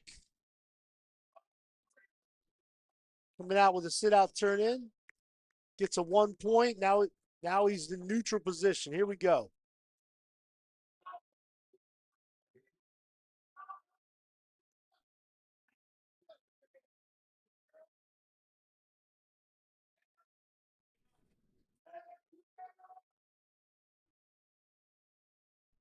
We got 1 minute, 10 seconds to go in the second. Riley Powers up 4-1. The takedown by Hez would tie it up.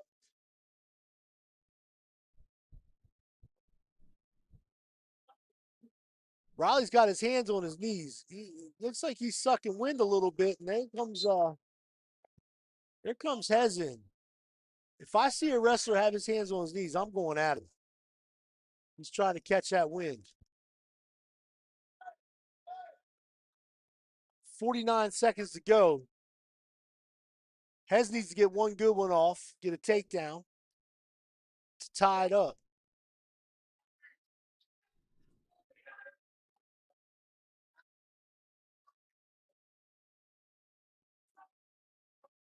Working the side of the mat, 30 seconds to go. There's a shot by Riley.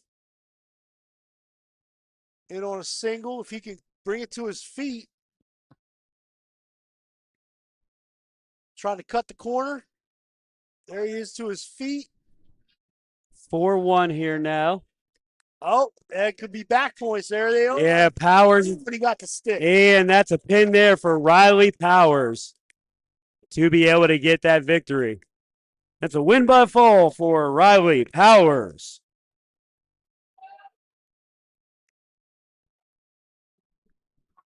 Moving to the 190-pound semifinals. On mat number 1, the 4 seed from Cannon, Jackson Laws. And the top seed from Metrolina, Brock Alexander. On mat number 2, the 3 seed from Charlotte Latin, Niall Diggs Jr. And the 2 seed from Ravenscroft, Nick Herbert. All right. We got ourselves some hosses up here, buddy. Yeah, shout out also now to the grandparents of Jackson Laws from Cannon. They typed in on the chat that they are watching up in Kannapolis. Some proud grandparents of Jackson. Thank you for tuning in. He is on the left side of your screen.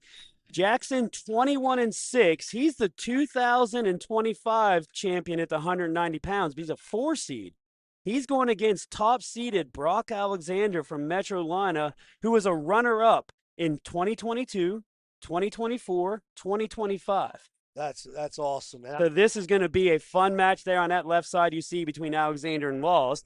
And then we talk about on the right side here, who's already up to a 3-0 lead, Niall Diggs, the senior, 29-7. He's going against senior from Ravenscroft, 40-3, Nick Herbert. He just got Niall just got dinged for locked hands, so 3-1. But he got that first takedown. And I'm guessing, I didn't see it, but I'm guessing it was a double shoot. I have no idea. He loves that double arm shoot there. Yeah, but he's come on this year. I mean, it's the gains he's made. Brock Alexander, he wants to be an electrician, man. And I interviewed him, and he said his words were "enjoy it while it lasts," and I couldn't agree with you more, Brock. Nick Herbert for Ravenscroft, his coach called him an academic weapon. No score on that left side between Alexander and Laws. Niall's got a cradle locked up. He's trying to rip it over. Hip to hip. If he can get hip to hip, bring it back. Look at this. He's got him. Oh. He just didn't get any back points either. Yeah, he got two. Okay. These guys are throwing each other around. We have 5-1 here now. Diggs in favor of Herbert. And Niall just 15 seconds here. Niall, with him locked in, he's going to try to get a pin here in these final 10 seconds. Over on the left side of your screen, though, we are still tied up at 0 between Alexander and Laws. And they're over there throwing each other around, too. Jackson Laws was a K-Town throwdown at A.L. Brown, 3rd placer, and a Mount Pleasant Invitational Eye the Tiger, 4th placer, and went 2-2 at the Beast of the East this year. He led the state in sacks in all divisions with 19 this past year. I do remember saying his name a few times on our football broadcast. Right? Yeah, we played Cannon twice, and Jackson Law was no stranger to our announcers' voices. Absolutely, That's awesome. Yeah, he very dominant on the football field as well. Little blood time there on mat number 1 with Jackson Laws. Getting cleaned up by our athletic training staff. No issue right now. Its clock's already stopped at 4:28 in his blood time. We got blood time on the second mat now too with Ravenscroft and Nick Herbert. So, well, I'll tell you this, double blood times here. When I'm looking at this mat 1, Brock Alexander versus Jackson Laws, state champ versus a 3-time runner-up.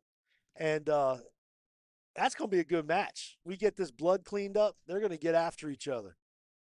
This is a pretty deep weight class too. I said 138 was the deepest, which I still believe, but this is no second, joke here. 190. second Yeah. deepest. I love how Nick's coach called him an academic weapon. He has his eyes set on the Ivy League schools. He said about Nick. He said it's the pull out of the hallway guy. He was walking down the hallway. Said, "I need you to wrestle," and he came out to wrestle. And that's how you got to do it at these private schools. You got to find them. Fine, absolutely. Now, Jackson Laws won both of his matches yesterday, a pin in 20 seconds in the first round, and then a pin in 36 seconds in the quarterfinals. So he's only wrestled for 56 seconds so far in this tournament in two matches.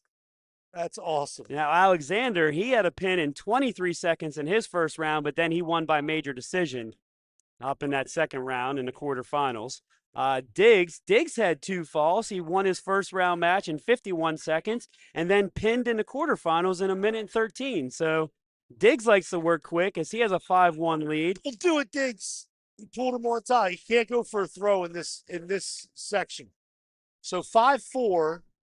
I know he felt it. I know exactly what he felt, but he couldn't. He can't go for that in this situation. So now Niall has to work himself out of this little hole he put himself in. Here comes Nick on a running a half Nelson, and he ran that over. That was sheer will. So we got blood time here on Matt. Oh, here comes Niall out the back. No points. He gave up no points for back points. Great fight by Niall. Niall's still up 5-4. Matt number 1, fans, don't worry. It's still blood time over there. We'll go back to the full screen. But if Niall can get out of this, and he does. Yep, there he is. He's got one. We got ourselves a ball game. 5. Hey, and there's a double shoot. Back into the double leg takedown. Drive in, Niall. There you go. And 3 points there for Niall to go up 9-4 here in mat number 2. He said mat number 1 stealing some blood time, trying to. I tell you, a year ago, Niall gets pinned once he got turned. A year ago, he got pinned. Oh, how he has came and turned around just in the 4 years here at Charlotte Latin has just been phenomenal to watch on the football field, on the wrestling mat, on the track, and in the classroom. Niall Diggs is another one that I just can't say enough things about. He's going to be something special when he grows up and gets out in the real world. I told Niall before, he is that type of student that makes our job so enjoyable to come to every day. 100%. Working with kids like him, absolutely. 100%. Now we are going to zoom back out here as at mat number 1. Come to the third period now. Mat number 2, Niall's up 9-4. Let's survive the period for Niall. Nick's got some work to do. Period number 2 just started on the other side. Blood time is over. Still 0-0 on mat number 1. Oh, we got 1. Sorry, they just got the escape. That is for Brock Alexander. Yes, Brock Alexander. So here we go. Nice shot. Oh, my gosh. He dives in on that double leg takedown. Niall Diggs there. Just, effortless. 12-4. I can't talk enough about it. Seriously. And he gets called for stall. That's all right. We'll take that stall. Got 1-0. Minute 10 to go in the second on mat 1.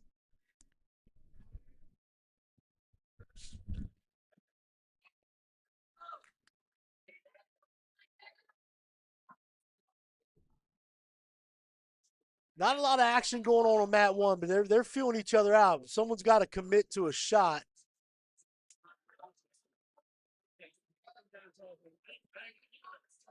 We're pummeling in here. Over-unders. Somebody might go for a ride here. Somebody might go for a ride. And it may be into the basketball court or into the fans. Still 1-0 there for Alexander on that left side. Niall just wearing out Nick Herbert. Yes. Ooh, comes out that crossfade. Oh, and again. He's going to have to watch him. Yeah, I knew that was coming in a little too hard. 1 point. Yeah, he's got to watch. He can't wind up on that. It's not MMA. Well, Coach Page is going to go talk about it, but, it's Coach Page's job to question this. He wasn't really coming from left field. It's kind of close, but they're not going to change the call. No. So, And the nice thing now, too, I love what they do with the semifinals and the finals, is you got two officials. yes. So someone's going to be on the front of that to see. Now over on that left side, Come to the end of the second. end of the second, yep, 1-0. And we got blood time on the mat number 2 with Ravenscroft.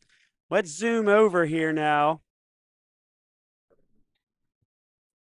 This is now mat number 1. You see Jackson Laws and Brock Alexander. 1-0 for Alexander. 2 minutes here in this final third period. We've got a tight one here between these two. And as we said, we knew this was going to happen. Jackson Laws is the champion at 225 or at 190 last year, but Brock Alexander is a 3-time runner-up at 126, 175, 165, and now here trying to get a spot in the 190-pound weight class. Jackson's got a chance to get out here. He's quad pod up to his feet. Brock's hanging on those legs. He is controlling him. Now, these are grown men out here. Nice sprawl back. And he's going to get his one. He's going to get his one. I can't believe he hasn't given that one yet. I can't believe he hasn't given that one. There's one. And he got the point, so 1-1. Hey, it comes down to a takedown or overtime. Someone's got to do it. So and we may have a fun one there over on the left side as your screen. Niall Diggs now, 30 seconds remaining, up 12-5 over Nick Herbert. Oh, Niall put in a full Nelson. Niall just has to hang on an ankle for the last 30 seconds and not move. Like you see on the left side of your screen there, tied 1-1. 30 seconds remain. To go. There it is. And back points. From feet to back. And he might get the stick here. He's got him tied up. It's going to be close. There was a reason why he led the divisions in sacks. He just basically ran through that like a tackle.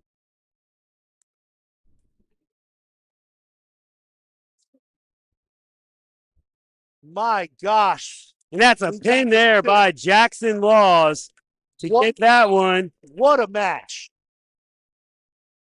First number we have a pin by fall for Jackson Laws. And a win by decision for Niall Diggs Jr.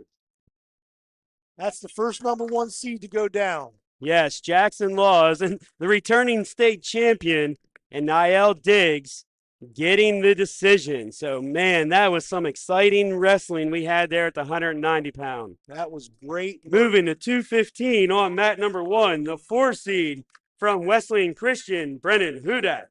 And the top seed from Charlotte Latin, Banks Cutter. On mat number 2, the 3 seed from Metro Lina, Jackson Hedrick. And the 2 seed from Charlotte Country Day, Bobby Wakefield. That was both matches there, as the clock was getting down to the end, had an exciting finish. That was awesome. Again, we need to remind all fans, you cannot be on the floor, especially right in front of the bleachers. If you are not a coach, you need to be up in the stands. So all children, you got to move up in the stands, and wrestlers. We got Banks Cutter, number 1 seed from Latin, up against Brennan Hudak, and they call him Hootie. Hudak. Yeah, Banks Cutter, you said the state champion at the heavyweight division last year. He was wrestling undersized last year and was still able to win that heavyweight division. Now having him here at 215 has just been phenomenal for him. He took down a mountain of a man last year. Bobby Wakefield is the runner-up at 215 last year. He's a junior at 26-6 and just got a 3-point takedown on the right side of your screen. Yeah, Coach Spada calls him a coach's dream. Does exactly what he's told to do. And then we got Jackson Hedrick from Metro, and he was a 2-time runner-up. He's going to go to the Merchant Marine the rest of next year. It's tough wrestling there. Yeah, he's down 3-0 right now to Bobby Wakefield. Banks Cutter up 3-0 on the left side of your screen, and Banks may be able to get him locked in. Yeah, he does. Let's go over real quick to the left side of our screen. As you see, Banks Cutter there. And he gets a pin there for Banks Cutter. So we'll now return to the right side of your screen. It's a pin by fall for Banks Cutter. Bobby's still in control. Here comes Jackson. They're going to give him one for the escape. 3-1.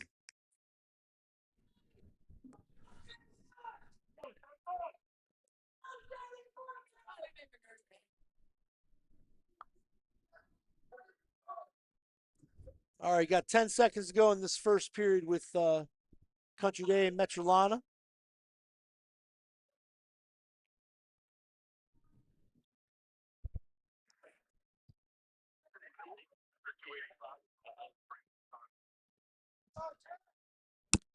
Just to let all wrestlers know in the Consolation, after the 285 semis, we're going to roll immediately into the Consolation to roll those through.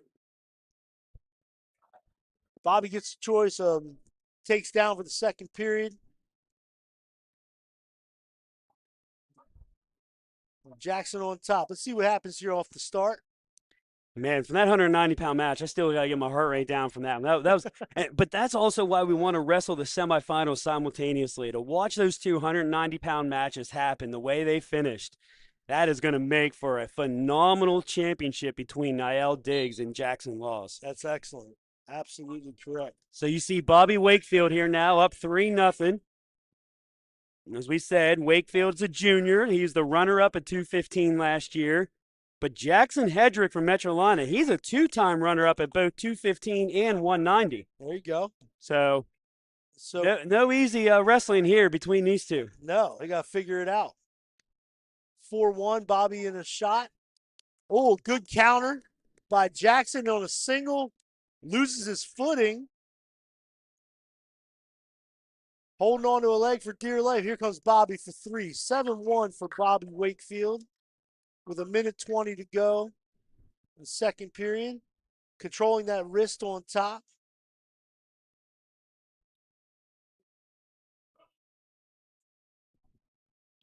Let's see Bobby keep that pressure forward. Work up towards the head.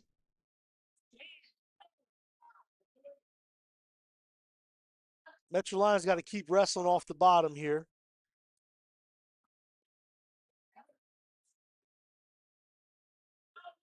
Yep, he got nailed. And got nailed for the stalling, yep. So 7-1 still here now for Wakefield. 40 seconds remaining. You know, the sport's changed a little bit. Now, I would have called Bobby for stalling because he's riding parallel, but he's keeping his pressure forward. It used to be you have to work yourself out to the side, but he's got himself a bar. He's gonna try to rip that bar over. Oh, and Bobby Wakefield, yep. He's trying to get that left shoulder down. He's got him locked in there. That's tight. That's trouble. There it is. And that's the win by fall for Bobby Wakefield. So 2 pins in at 215 for Cutter and Wakefield to go into the finals. Our final semifinals here this morning. At 285 on mat number 1, the 5 seed from High Point, Mason Pierce. And the top seed from Metrolina, Preston Broadway. On mat number 2, the 3 seed from Providence Day, Hudson Clavin. And the 2 seed from Charlotte Latin, Ethan Turner. So we got Preston Broadway, the mountain, up there on mat 1. 30-2 as a senior. Runner-up last year. Banks took him down in the championship. He's ranked 9th in national preps right now, and he's going to ECU to play football. And Colin, if you are still watching, you got a football player coming to your college next year in Preston Broadway. And then we got Ethan Turner. Now, we've talked a lot this year about Ethan Turner, the freshman. Just a phenomenal wrestler here. Super Frost got 3 over Hudson Clavin right now. He played football in the fall, but the funny thing was during the fall, it was all his classmates were watching football highlights on YouTube. He's watching wrestling highlights. That's beautiful. I mean, he just loves the sport. and love having him here as a Mad Hawk. You don't get that too often. Let's talk a little bit about Hudson Clavin. I talked to his coach. He said he's super smart. This is how smart he is. He's going to college for nuclear engineering, and his choice is MIT, Cornell, Harvard. Yeah, those are three schools pretty tough academically. Come on, man. That's where I say, come on, Yeah, man. absolutely. Another three schools that my application didn't must have got lost in the mail. Yeah, You know, MIT.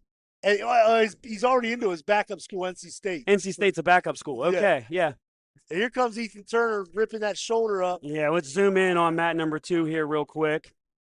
They're still in blood time on mat number 1, but Ethan Turner, he's trying to get Hudson over. He is not going to be denied on that half Nelson. Yeah, that's a tough position right now for Hudson. Ethan, if he can get, he's working it. He's got 30 seconds to go. Hey, Hudson worked his way. He engineered his way out of there. You see what I did with that? nice Houston there as the future engineer. All right. We're back underway on mat number 1. Broadway has the 3 points. He's in control. Mason Pierce, football player for High Point as well. He was state champion on his team with as a lineman, a right tackle, and nose guard on defense. He was all conference and all state. So that's the end of the first. His coach said they have 4 heavyweights in their team, so he has to wrestle off weekly and win a mini tournament to get into this tournament. And you see over there on mat number 1, if we'll try to zoom in, that's Preston Broadway. Has some back points, but then got stopped for a stall. So I think they stopped it maybe for blood time, and then when they do that, you get an extra point. yeah, so that's what the point is from. Yes. So 8-0 over on that side, and they're going to pause for some blood time. All right, back on mat 2 with Ethan Turner and Hudson Clavin. Ethan's got to try to get to his feet here. There you go. Nice knee slide up. We gave you the Tony Robo kind of talk this morning. You do a phenomenal job of calling that out. Man. Ethan just dropped the goods on him. Nice job. Good reversal. Ethan Turner there with the 2-point reversal. He's up 9-0. Mat number 1, we'll turn over to it as soon as we can, but it's in blood time with Preston Broadway up 8-0. I think injury time for Hudson. Yeah, Clavin in the elbow, it looks like. We want to diagnose injuries, but 2 points for the near fall for Ethan. He's up 11-0. So they're under injury timeout. We're cleaning up blood also in number 1. And they're about ready to get back into action. Still in that first period, 9-0. Again, all wrestlers in the consolation matches, we're going to roll into those immediately after that. So on deck on mat number 1, Sean Waldridge and Gabriel Jorge, you're on deck on mat number 1. And Trey Chapman and Beckett Pinnell, you are on deck for mat number 2. Waldridge and Jorge, mat number 1. Chapman and Pinnell on mat number 2. You guys are on deck.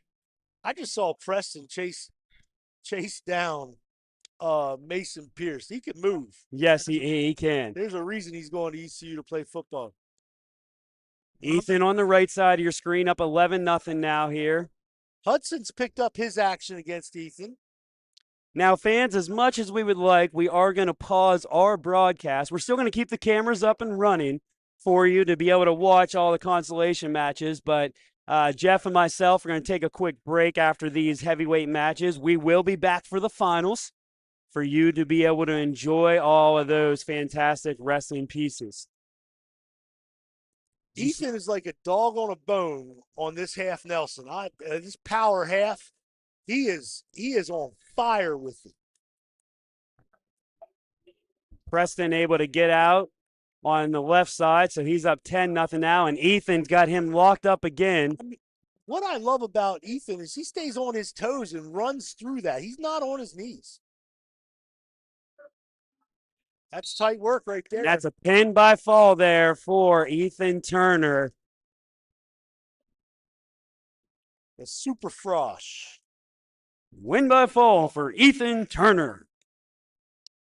So we're going to zoom in over to mat number 1. And we got the final match in the semifinals. Up 11. They just switched the score 12-0 for Preston Broadway. So mat number 2 now in the Consolation 106 from Charlotte Latin, Trey Chapman, and from Metro Atlanta, Beckett Pinnell. Hey, since we're on, talk a little bit about Trey, a little freshman at 108. Yeah, they're cleaning up some blood on mat number 1. We're going to zoom out here so we see, but Trey Chapman will be on the right side. Now, if something on that mat 1 says it's 15-0 Preston is up, so that should be a tech fall. Yeah. I think they're just waiting for the blood to clear so they can raise Preston's hand. Yeah, I think so. I think that's. So win by a technical fall for Preston Broadway. Preston moves his record to 31-3 on the season. Ethan Turner moves his record to 34-6. And it looks like Trey's got a cradle locked up and running them over. On deck for mat number 1, Sean Waldridge from Western Christian and Gabriel Jorge from Providence Day. Trey Chapman gets the win there on mat number 2 very easily. In the wrestlebacks.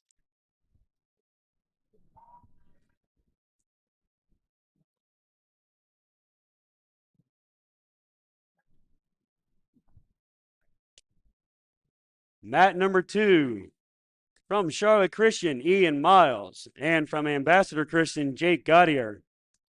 Hey, real quick, Joe, can you give the viewers at home the team scores, the top 4? Let me see if I can pull those up real quick. So we see where everybody stands.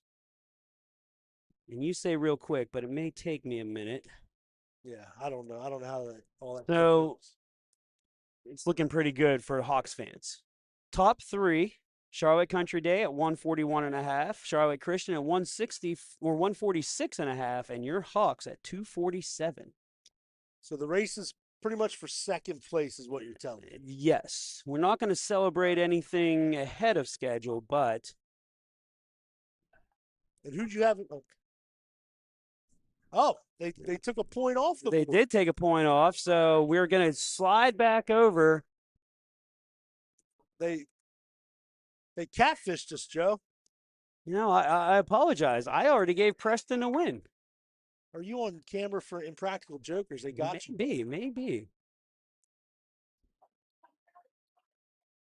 So second period with 1 minute to go. Preston's up 14-0. I mean, if he can get any sort of back points, he may. Now, I'm not a wrestling coach. I would just tell Preston, look, let him up. Let him up, take him back down again. Go get some food. You just read my mind, buddy. How are you? So this is the final semifinal match. Here, again, you're watching Preston Broadway and Mason Pierce. We do have some wrestling on the other side, Ian Miles and Jake Gaudier. Saw a couple of old parents that I used to coach their kids. They're back here watching states. That's kind of fun. Yeah, there are a ton of Mad Hawks out here. Alumni and whatnot. Alumni watching their kids wrestle. How about that? And that's going to be the end of 2.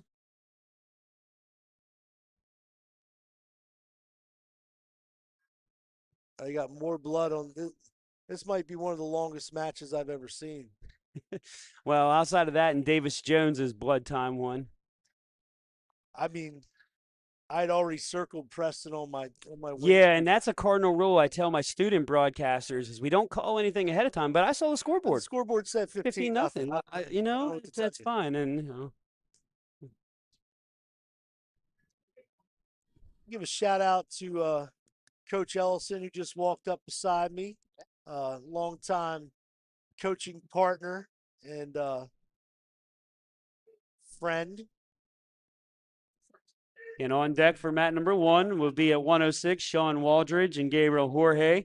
On deck for mat number 2, Taylor Glidewell from Country Day, Mason Day from Charlotte Christian. And again, fans, if you are not on deck or coaching, we need you up in the stands to clear the floor for personnel. Please help keep the floor clear and enjoy wrestling from up in the stands. Preston just chose neutral. Top. Not quite sure why he did that. He let him go. So there went the shutout. Boom. But there's the 3. There's a 3. To his back. And he got the extra bonus points. And that's a win by fall for Preston Broadway.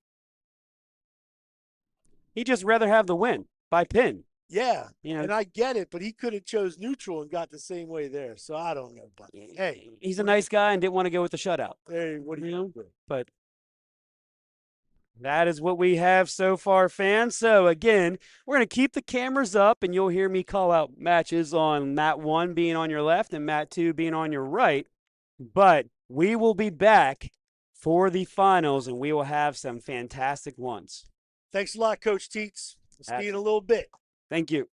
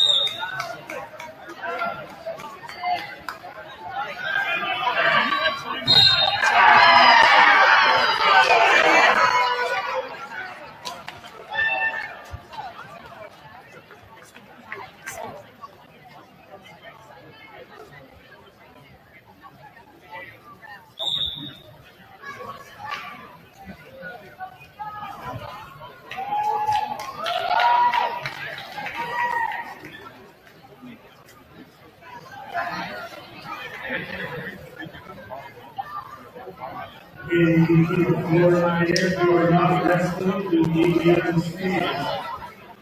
We are demonstrating that. You are not wrestling. Please be able to stage and not be on the floor. Thank you.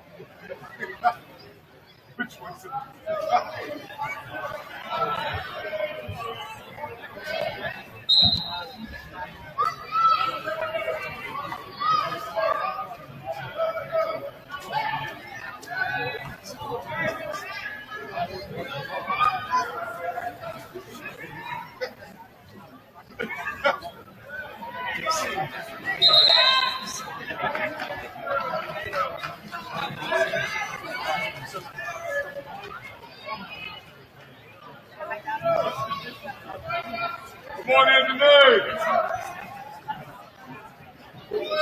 There you go.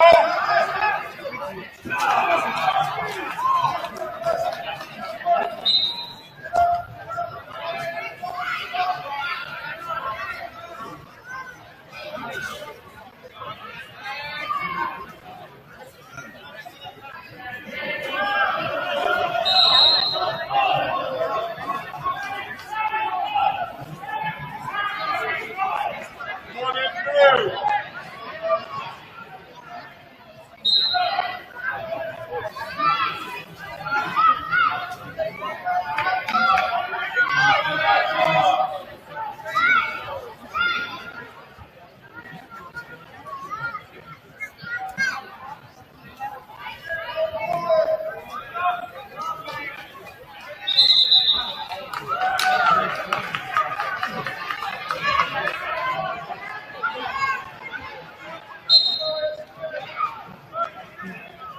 On deck for that for the 128 students and senior stars for the persons who are on deck for that one. So they hold that for the 1 person very on deck for that for 2, hold the Christians, you can cross the person. If the whole if you opportunity,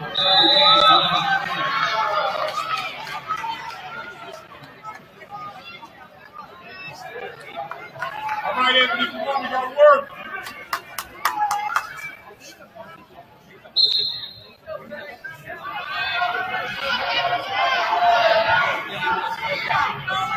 There you go.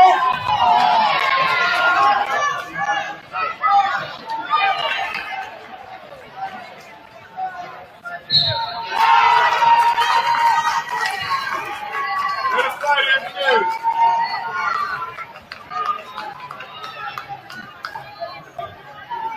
We double pumps.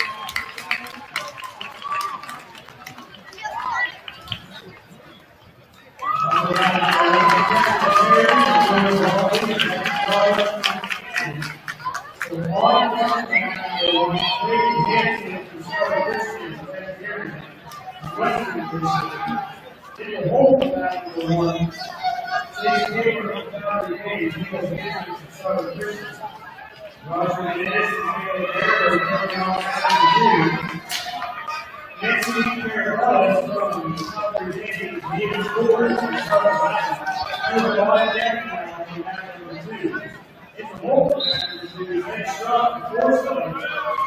Brian Haywood, high.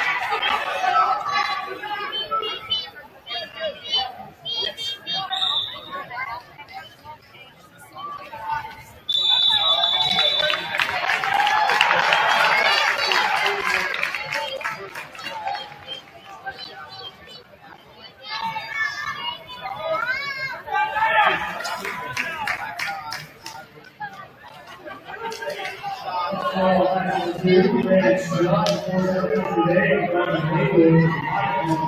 our guest match review, in the whole match review, Asian Consolation Ladies Club, NCISAA Club Corporation.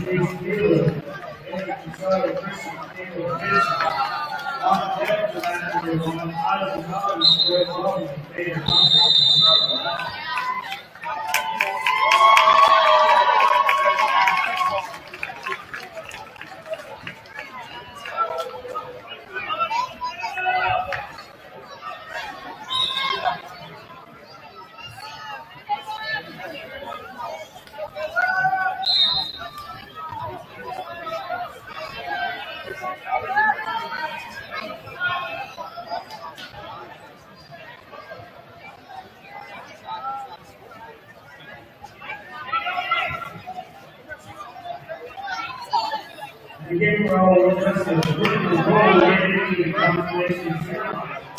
Two official women's match. After these consolations, there's a goal into the Consolation ceremony.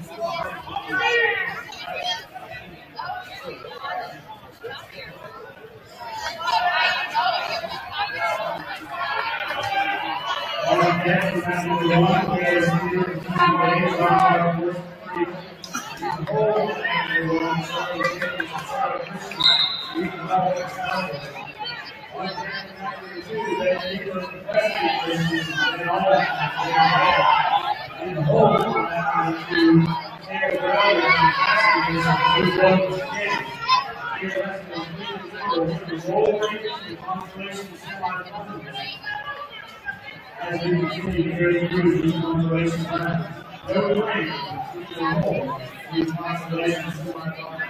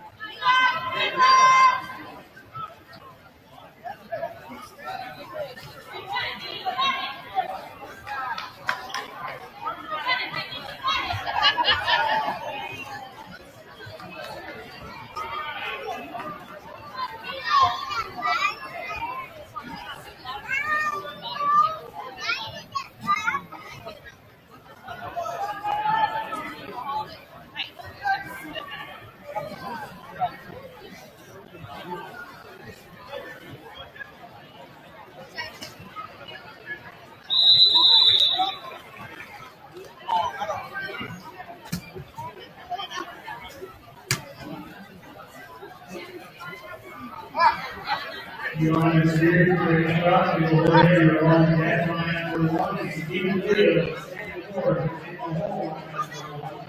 Three way number one is Davis fast. Load five.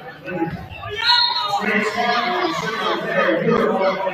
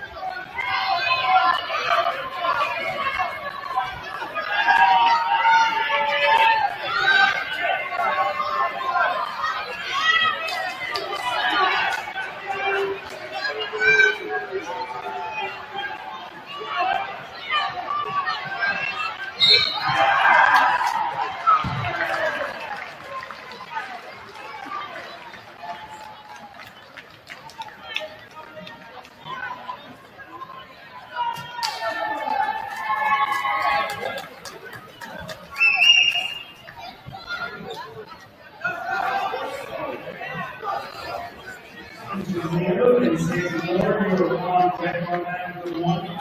Gabriel Saxon, Wyatt, you are in the hole. And all safety covers playing Michael Perry, you are 3 away on that number 1.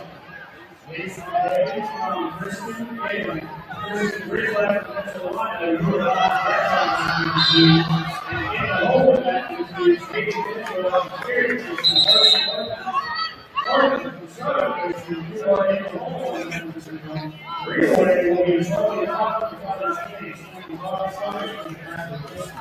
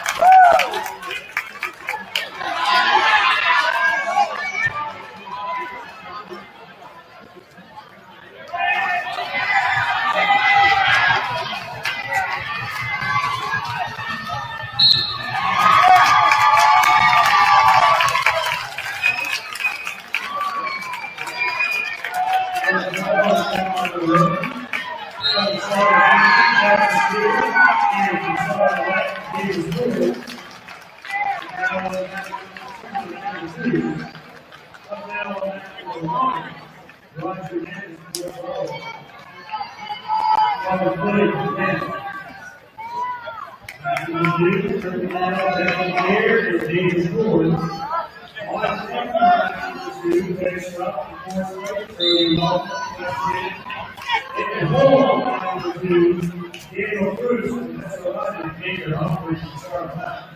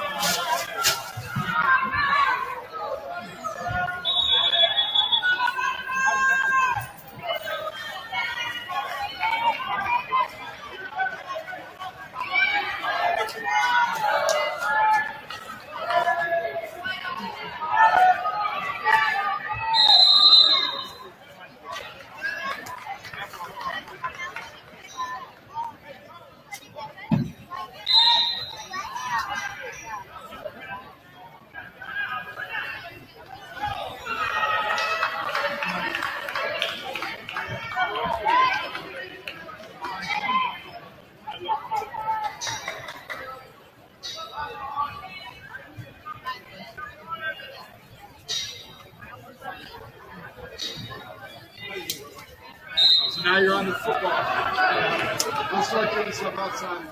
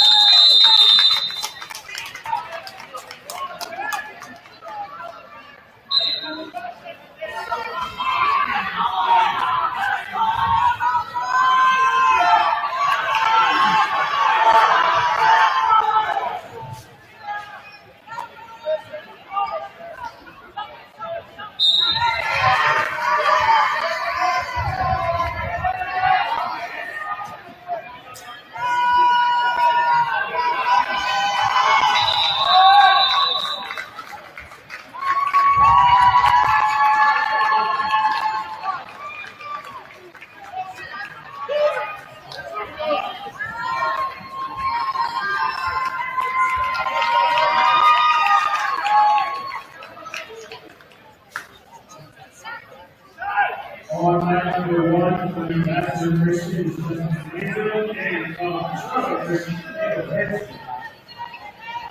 On deck, match number 1, Charlotte at Consolation, Lady and Jerry Worth.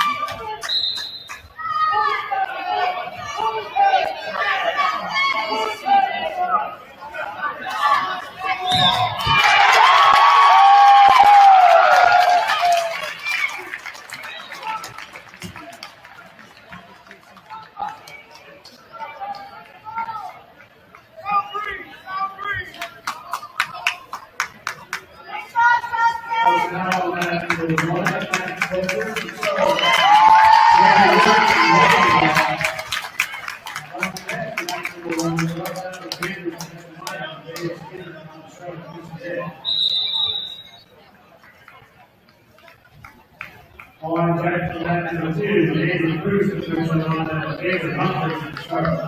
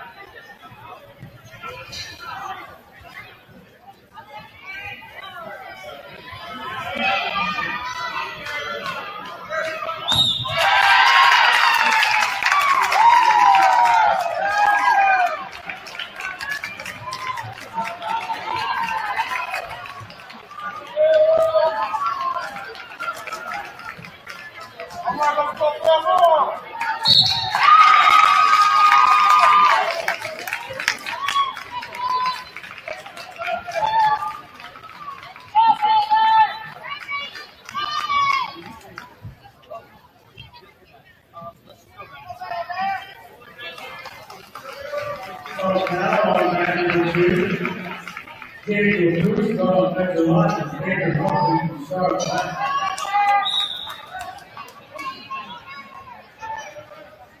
On deck, Andy McDonald from Bakersfield. Max Bryant from High here on deck. Brad Gibbons, Justin Christian, Ethan Hall. You are Ethan Hall.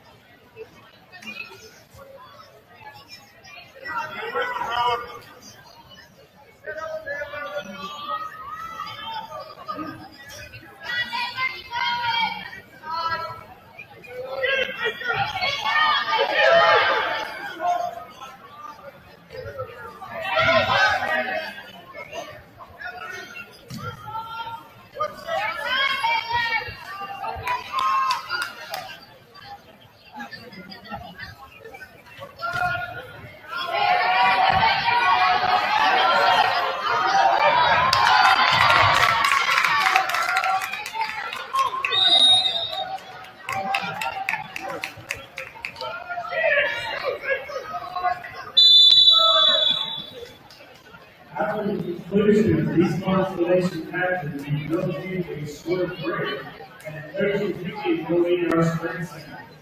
And at the conclusion of these matches, the girls will score break. 13-15 will lead the spring center before starting our third fifth-place matches. Thank you.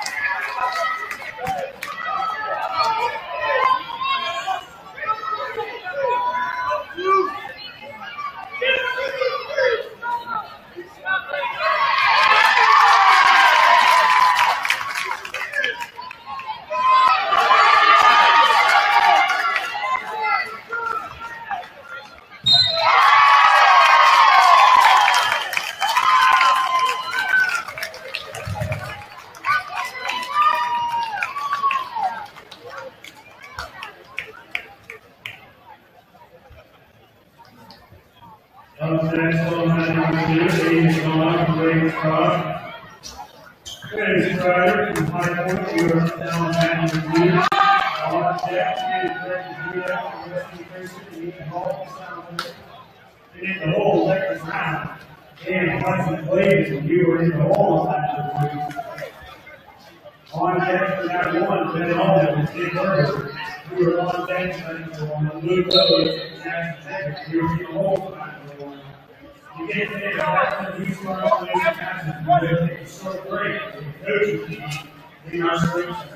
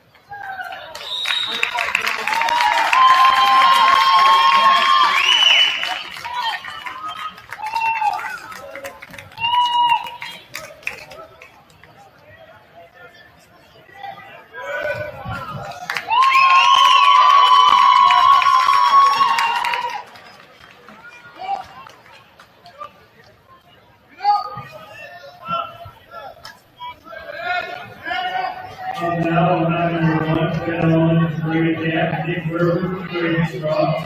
On second, number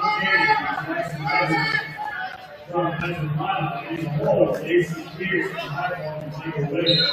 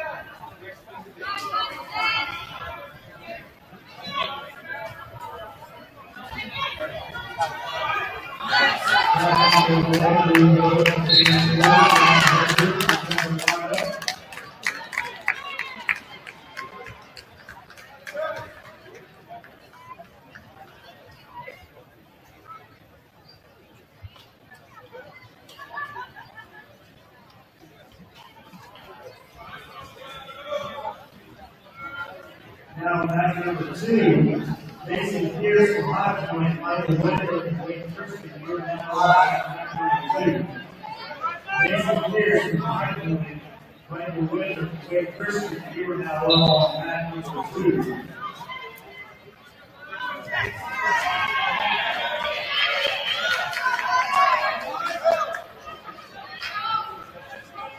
And moving back to round 1, round 2. So now on that 2, Mason Pierce from High Point, and Michael Whitaker from Wake Christian. You are now up on match number 2.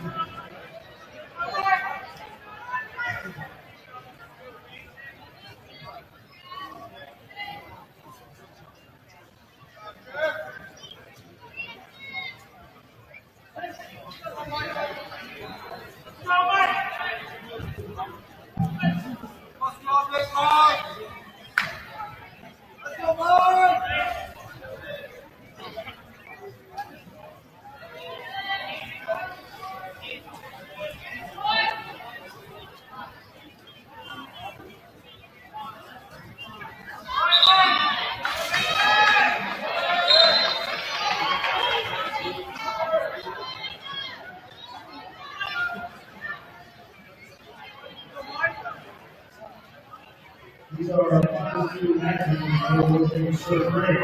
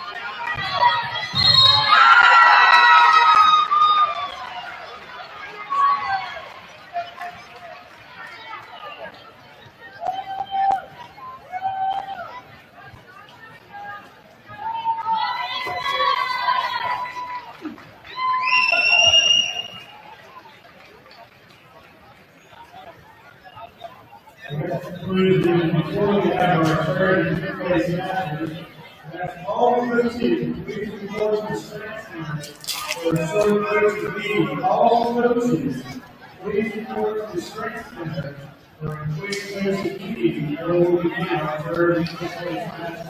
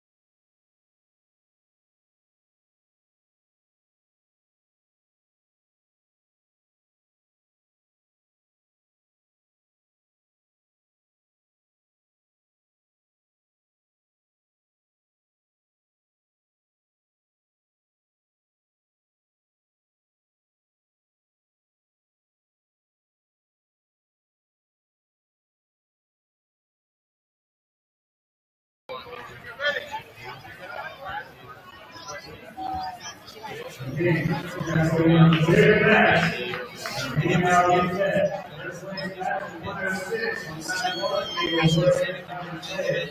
Several players, Mary Christie. This is all match number two. On the third, Ray Strong, Ray. So match.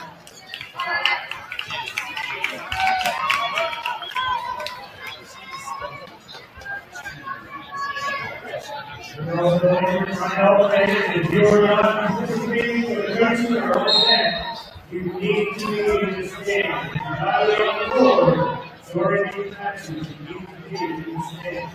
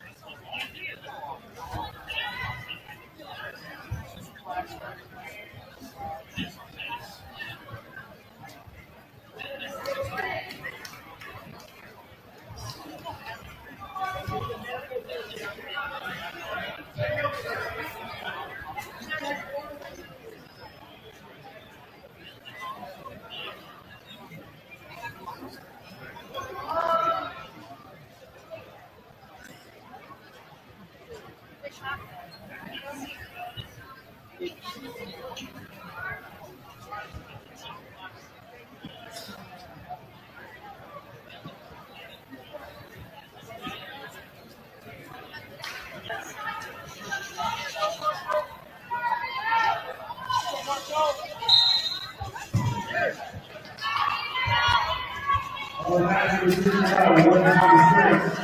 Like to declare, Carson Court.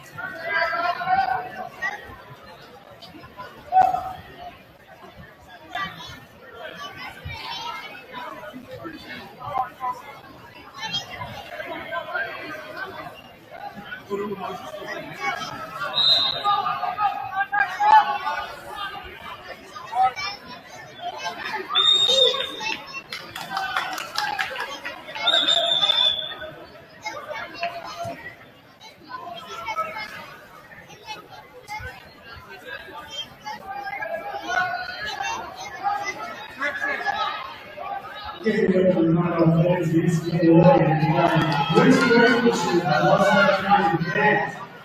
Knowing that officially, learning to play is not helpful, and it will be grounds for review. Thank you.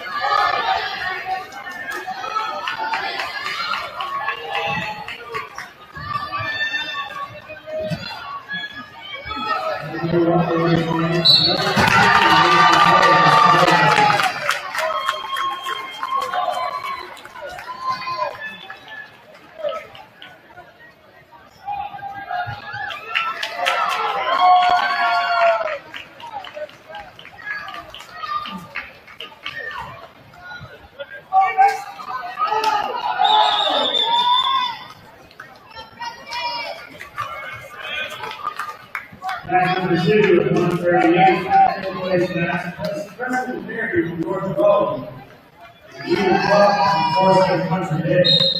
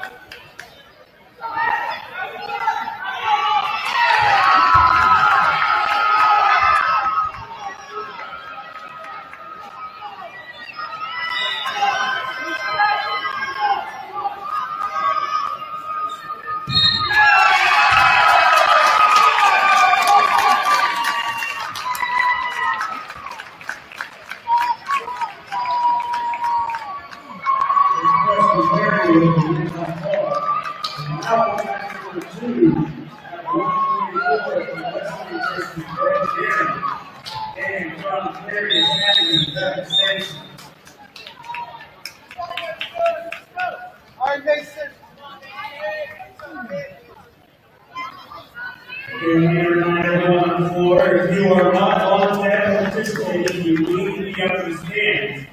That's going to be there to show your teammates that you need to be back in the stands. Thank you.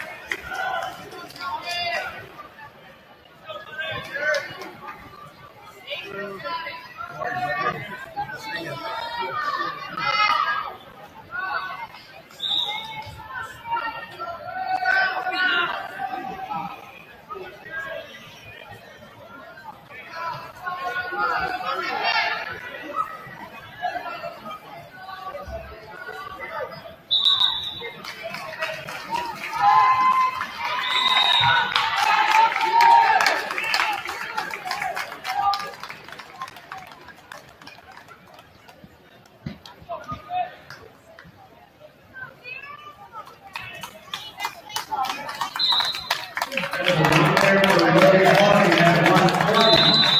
To move down to mat number 126, the Conference name in the Hall of Fame, and Mary Christian, Jamie Edwards.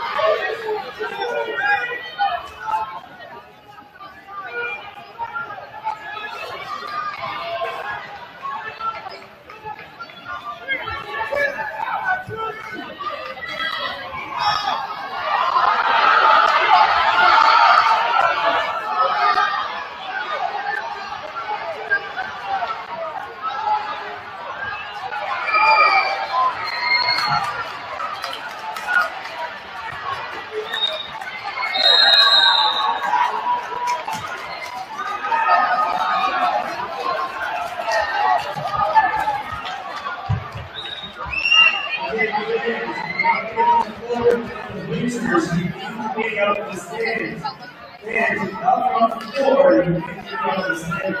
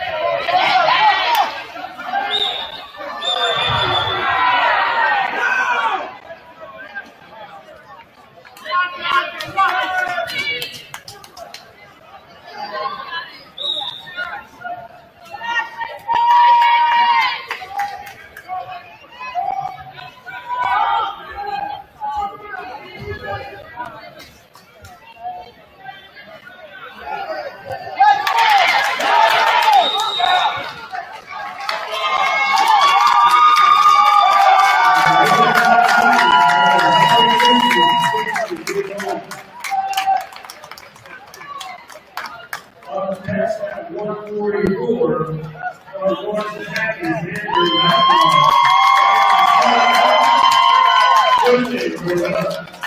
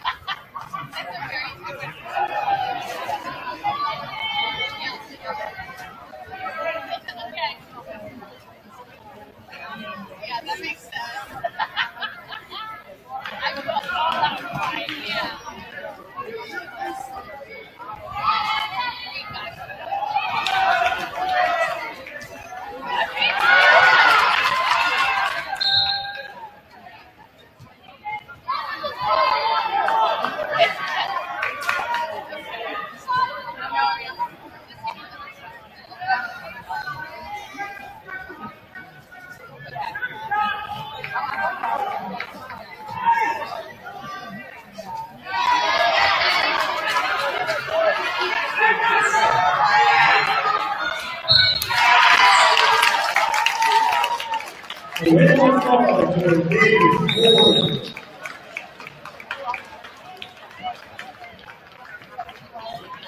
Up next, under big weight, match number 2, 165.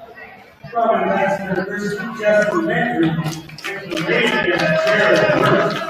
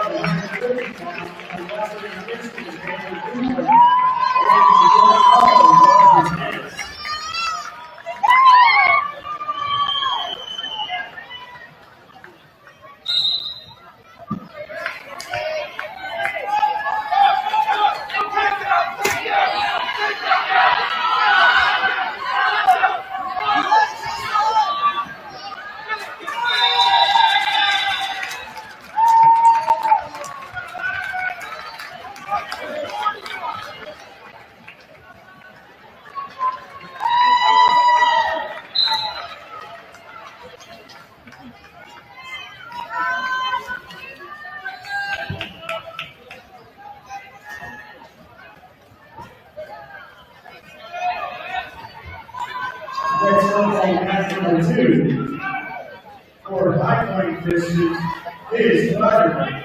Here from West Carolina, Danny Hughes.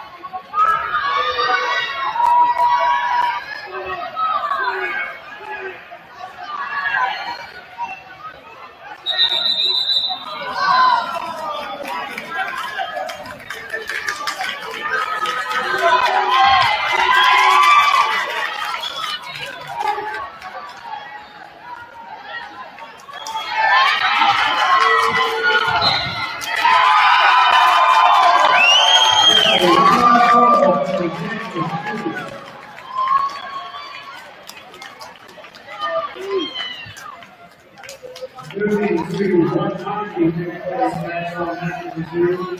From Southern Western Danny Davis Dinner. Here from Randy Jack and Owen.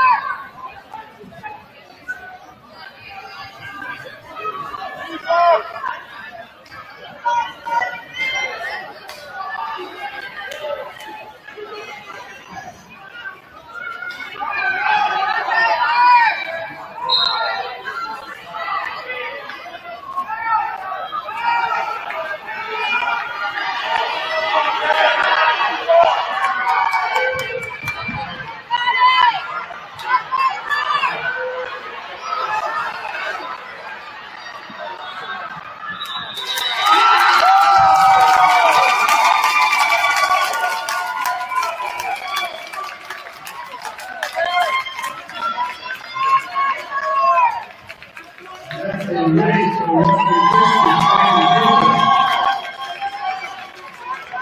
District, moving into the 157. Consolation, Christian,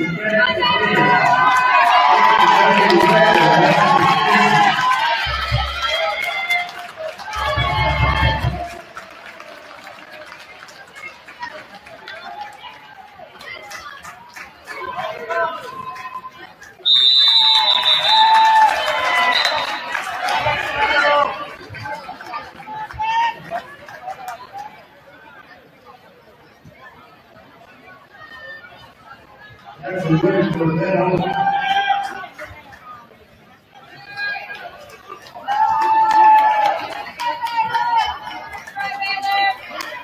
Match number 3 at 2:15, Brandon Bigger for Western District, and Blue Rose from Gettysburg.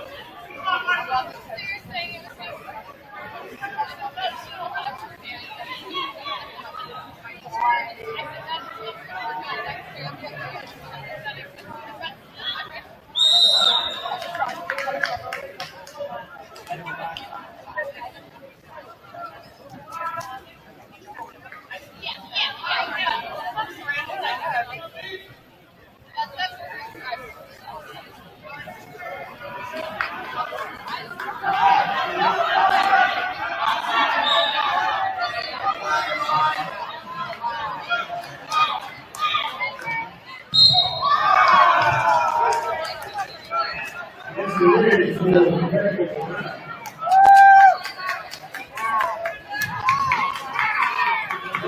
2:15 on lap number 2, the Ethan Hall from South Christian and Jackson Patrick from Jasper Money. You're on that route on lap number 2. All the lap number 2 will be Mason Pierce and Michael and Justin Clayton from Kansas State.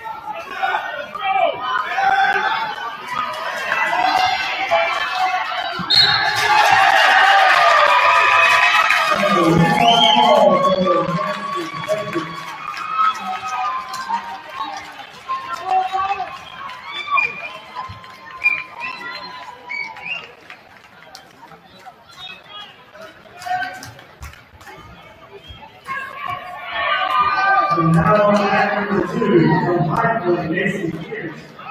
Here's the today. That's the play.